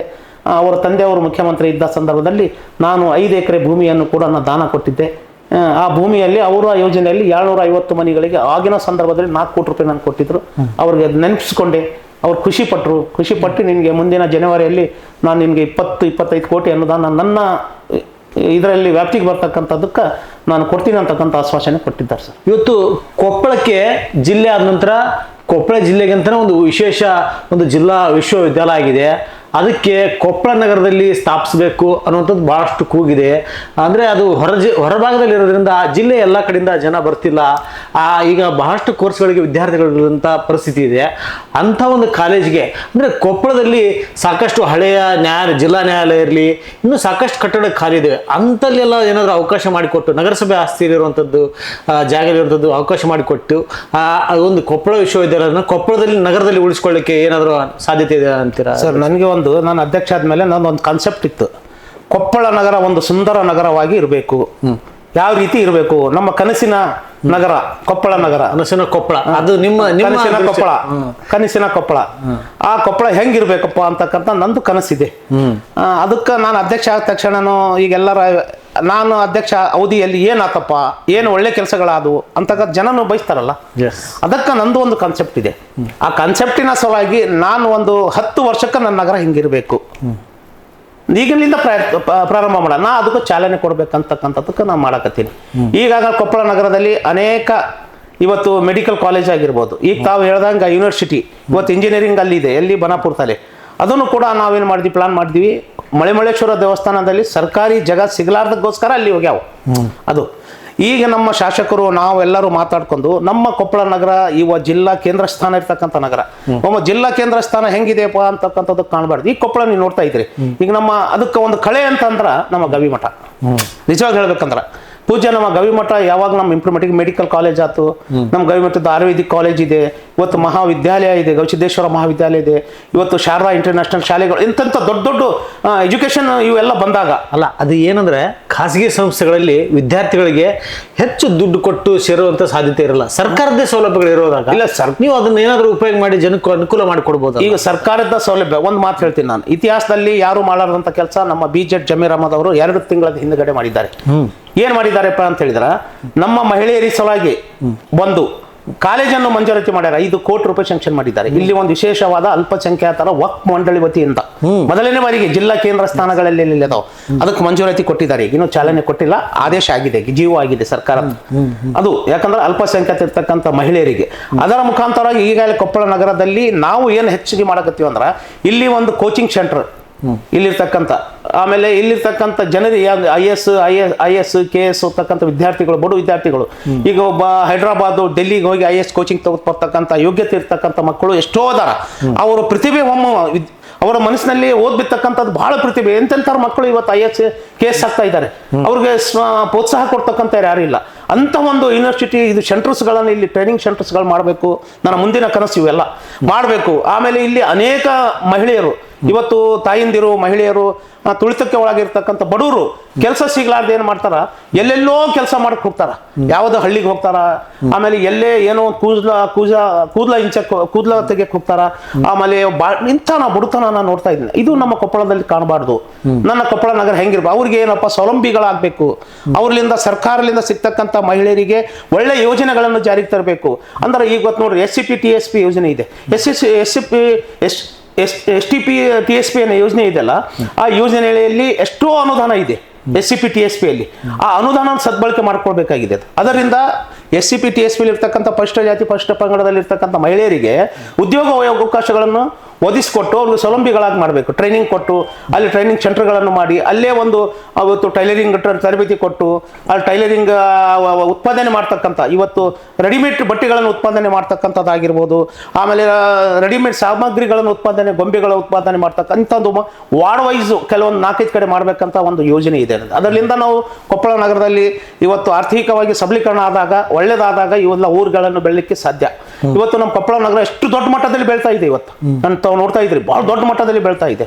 ಅದಕ್ಕೆ ನಮ್ದೇನೋ ದೊಡ್ಡ ದೊಡ್ಡ ಇಂಡಸ್ಟ್ರಿಯಲ್ಗಿಂತ ಇವತ್ತು ಕೈಗಾರಿಕೆಗಳು ಸಣ್ಣ ಮಟ್ಟದಲ್ಲಿ ಇರ್ತಕ್ಕಂಥ ಬಡವರಿಗೆ ಅನುಕೂಲ ಆಗ್ತಕ್ಕಂಥ ಕೈಗಾರಿಕೆಗಳು ನಮ್ಮ ಕೊಪ್ಪಳ ನಗರದಲ್ಲಿ ನಾವು ಸ್ಥಾಪನೆ ಮಾಡ್ತಕ್ಕಂಥ ಉದ್ದೇಶ ಆಗಬೇಕು. ನನಗೇನು ಕೂಡ ಇದೆ. ನನ್ನ ಮುಂದಿನ ದಿನಗಳಲ್ಲಿ ನಮ್ಮ ಕೊಪ್ಪಳ ನಗರ ಒಂದು ಸುಂದರವಾದ ನಗರ ಆಗಬೇಕು. ಇಲ್ಲಿ ಪರಿಸರ ಒಂದ್ರಿಂದ ಒಂದು ಮುಕ್ತ ಆಗಬೇಕು. ಎರಡನೇದು ಇಲ್ಲಿ ಒಳ್ಳೆಯ ಒಂದು ಜನಕ್ಕೆ ಹೋಗ್ತಕ್ಕಂಥ ಹುಲ್ಲಿಕೆರೆ ಇದೆ. ಈಗ ಮಾಡರ್ನ್ ಹುಲ್ಲಿಕೆರೆ ಇದೆ. ಇವತ್ತು ನಾವು ನೋಡ್ತೀರಿ 150 ಎಕರೆ ಇರ್ತಕ್ಕಂಥ ಹುಲ್ಲಿಗೆರೆ, ಸುತ್ತದ್ದು ಗುಡ್ಡಗಳಿದ್ದಾವೆ. ಆ ಪುರಾತನ ಕಾಲದಲ್ಲಿ ಇರ್ತಕ್ಕಂಥ ಅಶೋಕ್ ಶಿಲಾಸನ ಇರ್ತಕ್ಕಂಥ ಇದ್ದಾವೆ. ಆ ನಂತರ ಇಲ್ಲಿ ನಮ್ದು ದೊಡ್ಡ ಕೋಟೆ ಇದೆ, ಅದರ ನಡಕಿರ್ತಕ್ಕಂಥದ್ದು ಒಂದು ಹುಲ್ಲಿಕೆರೆ ಇದೆ. ಅದಕ್ಕೆ ಒಂದು ಪ್ರವಾಸ ತಾಣ ಮಾಡಿ ಜಿಲ್ಲಾಧಿಕಾರಿಗಳು, ನಾವು ನಮ್ಮ SP ಅವರು ಹೋಗಿ ಒಂದ್ಸಲ ನಾವು ಮೊನ್ನೆ ನೋಡ್ಕೊಂಡು ಬಂದ್ವಿ. ನಾ ಅಧ್ಯಕ್ಷ ಆದ ನಂತರ ಒಂದೇನೋ ಕಾರ್ಯಕ್ರಮ ಇತ್ತು, ಹೋದ್ ಬಂದ್ಯಾವ. ನಮ್ಮ ಜಿಲ್ಲಾಧಿಕಾರಿಗಳು ನಿಜವಾಗ್ಲೂ ಅವರು ದಕ್ಷ ಪ್ರಾಮಾಣಿಕ ಜಿಲ್ಲಾಧಿಕಾರಿಗಳಿದ್ದಾರೆ. ಅವ್ರಿಗೆ ಕಾನ್ಸೆಪ್ಟ್ ಇರ್ತಕ್ಕಂಥವ್ರು ಇಲ್ಲಿ ಒಂದು ಒಳ್ಳೆಯ ಉದ್ಯಾನವನ ಮಾಡಬೇಕು, ಎಂಥ ಒಳ್ಳೆ ಒಂದು ಇದು ಇದೆ ಅಂತಕ್ಕಂಥದ್ದು ಒಂದು ಪ್ಲೇಸ್ ಇದೆ ಅಂತ ಅವ್ರು ಕೂಡಲೇ ಅವ್ರು ಏನು ಮಾಡ್ಯಾರ, ಸರ್ಕಾರ ಮಟ್ಟದಿಂದ ಅದಕ್ಕೊಂದು DPR ರೆಡಿ ಮಾಡಿ ಇಲ್ಲಿ ಒಂದು ಒಳ್ಳೆಯದು ಇದು ಆಗ್ಬೇಕಂತ 5 ಕೋಟಿ ರೂಪಾಯಿ ಅನುದಾನ ಹೋಗ್ತದೆ. DPR ರೆಡಿ ಮಾಡಿ ಅನುದಾನ ಕೂಡ ಮಂಜೂರಿ ಮಾಡಿಲ್ಲ. ಈ ಕೆಲಸ ಪ್ರಾರಂಭ ಆಗಬೇಕಾಗಿದೆ ಅಷ್ಟೇ. ಅದಕ್ಕೆ ಮುಂದೆ ನಮ್ಮ ಕೊಪ್ಪಳ ನಗರ ಒಂದು ಸುಂದರ ನಗರ ಆಗಬೇಕು, ಕಾಣಬೇಕು. ಇಲ್ಲಿ ಒಳಚರಂಡಿ ನಿರ್ಮಾಣ ಇದು ಒಳಚರಂಡಿ ನಿರ್ಮಾಣ ಆಗಬೇಕಾಗಿದೆ. ಇಲ್ಲಿ ಹಿಂದೆ ಅವೈಜ್ಞಾನಿಕವಾಗಿ ಮಾಡಿ 22 ಕೋಟಿ ಮಾಡಿ 4-5 ಮಂದಿ ಡೆತ್ ಆಗಿ ಸರಿಯಾಗಿ ಕೆಲಸ ಮಾಡಿ ತಾವು ಕಣ್ಣಾರಿ ಕಂಡಿರಿ, ಎಲ್ಲರೂ ಗೊತ್ತಿರ್ತಕ್ಕಂಥ ಎಲ್ಲ ಪತ್ರಿಕೆಗಳಲ್ಲೂ ನಿಮ್ಮ ಮಾಧ್ಯಮಗಳಲ್ಲಿ ಕೂಡ ಬಂದಿರತಕ್ಕಂಥದ್ದಕ್ಕೆ. ಅದಕ್ಕೆ ಹಂಗೆ ಆಗಬಾರ್ದು, ಒಳ್ಳೆ ರೀತಿಯಿಂದ ಆಗಬೇಕು. ಅದು ಅರ್ಧಕ್ಕೆ ನಿಂತಿದೆ, ಅದು ಪೂರ್ತಿ ಆಗಬೇಕು. ಅದಕ್ಕೆ ಈಗಾಗಲೇ ಸರ್ಕಾರ ಮಟ್ಟದಲ್ಲಿ 30 ಕೋಟಿ ಅನುದಾನ ಕೂಡ ಬಿಡುಗಡೆ ಆಗಿದೆ. ಅದಕ್ಕೆ ನಾವು ಒಂದು DPR ರೆಡಿ ಮಾಡಿ ಸರಿಯಾದ ಗುತ್ತಿಗೆದಾರರಿಗೆ, ಒಳ್ಳೆಯ ಗುಣಮಟ್ಟದ ಕೆಲಸ ಮಾಡ್ತಕ್ಕಂಥ ಗುತ್ತಿಗೆದಾರರಿಗೆ ಅದು ಕೊಡಬೇಕು ಅಂತಕ್ಕಂಥದಕ್ಕೆ ನಾವು ನಮ್ಮ ಶಾಸಕರು ಕೂಡ ಚರ್ಚೆ ಮಾಡಿದ್ದೀವಿ. ಮುಂದೆ ನಮ್ಮ ಕೊಪ್ಪಳ ನಗರ ಬೆಳೀತಾ ಇದೆ. ಇದಕ್ಕೆ ಕುಡಿಯ ನೀರಿನ ತೊಂದರೆ ಆಗಬಾರ್ದು ಅಂಥೇಳಿ ಈಗಾಗಲೇ 139 ಕೋಟಿಯ ಒಂದು ಪ್ರಾಜೆಕ್ಟನ್ನು ಕೂಡ ಟೆಂಡರ್ ಆಗಿ ಕೆಲಸವನ್ನು ಪ್ರಾರಂಭವಾಗಿದೆ. 4 ಕಡೆ 4 ಟ್ಯಾಂಕ್ 10 ಲಕ್ಷ ಲೀಟರಿನ ಟ್ಯಾಂಕ್ಗಳನ್ನು ಕೂಡ ನಾವು ಆಗಲೇ ಮಾಡ್ತಾ ಇದ್ದೀವಿ. ಯಾಕಂದರೆ ಹೊಸ ಇವತ್ತು ವಿನ್ಯಾಸಗಳು ಆಗ್ತಾ ಇದ್ದಾವೆ. ಇವತ್ತು ನೀವು ಕಿನ್ನಾಳ್ ರೋಡ್ ನೋಡ್ರಿ, ಕುಷ್ಟಗಿ ನೋಡ್ರಿ, ಈಚೆ ಕಡೆ ನಮ್ಮ ನವನಗರ ಕಡೆ, ಈಚೆ ಕಡೆ ಭಾಳ ಬೆಳ್ತಾ ಇದೆ. ಆಮೇಲೆ ನಮ್ಮ ರಾಷ್ಟ್ರೀಯ ಹೆದ್ದಾರಿಗೆ ಹತ್ತಿಕೊಂಡು ಗದಗ ರಸ್ತೆಯಲ್ಲಿ ಇವತ್ತು ನಮ್ಮ ಹುಬ್ಬಳ್ಳಿ ಹೊಸಪೇಟೆ ರಸ್ತೆಯಲ್ಲಿ ಬೆಳ್ತಾ ಇದೆ ಕೊಪ್ಪಳ ನಗರ. ಅದು ಒಂದು ಕೊಪ್ಪಳ ನಗರ ಸುಂದರವಾದ ದೊಡ್ಡ ದೊಡ್ಡ ರಸ್ತೆಗಳಾಗಬೇಕು, ಅದಕ್ಕೂ ಡಿವೈಡರ್ಗಳನ್ನು ಮಿಡಿಯನ್ಸ್ ಲೈಟ್ಸ್ಗಳಾಗಬೇಕು, ಅದಕ್ಕೆ ಚೆನ್ನಾಗಿರ್ತಕ್ಕಂಥ ಸರ್ಕಲ್ಗಳಾಗಬೇಕು ಅಂತಕ್ಕಂಥ ನನ್ನ ಕಾನ್ಸೆಪ್ಟ್ ಇದೆ. ಮುಂದೆ ನಮ್ಮ ಕೊಪ್ಪಳ ನಗರ ಒಂದು ಸುಂದರ ನಗರವಾಗಿ ಕಾಣಬೇಕು ಅಂತಕ್ಕಂಥದ್ದಕ್ಕೆ ಅದು ನನ್ನ ಅವಧಿಯಲ್ಲಿ ಆದಷ್ಟು ನಾನು ಪ್ರಾರಂಭ ಮಾಡಬೇಕಂತಕ್ಕಂಥದ್ದು ನನಗೆ ಛಲ ಇದೆ. ಇದಿಷ್ಟು ಯುವ ಅಧ್ಯಕ್ಷರು ಮತ್ತು ಸಾಕಷ್ಟು ಕೊಪ್ಪಳ ನಗರದ ಅಭಿವೃದ್ಧಿ ಬಗ್ಗೆ ಕನಸನ್ನು ಕಟ್ಟಿಕೊಂಡಿರುವಂತಹ ಅಮ್ಜದ್ ಪಟೇಲ್ ಅವರವ್ರಿಗೆ ನಗರದ ಜನ ಕೂಡ ಸಾಕಷ್ಟು ಜವಾಬ್ದಾರಿಯಿಂದ ಬೆಂಬಲವನ್ನು ಕೊಡಬೇಕು ಅಂತ ಹೇಳ್ತಾ ಈ ಕಾರ್ಯಕ್ರಮನ ಮುಗಿಸ್ತೇವೆ. ಮತ್ತೊಬ್ಬ ವಿಶೇಷ ಅತಿಥಿಗಳೊಂದಿಗೆ ಮತ್ತೆ ತಮ್ಮನ್ನು ಭೇಟಿಯಾಗ್ತೀವಿ. ಅಲ್ಲಿವರೆಗೆ ನಮಸ್ಕಾರ.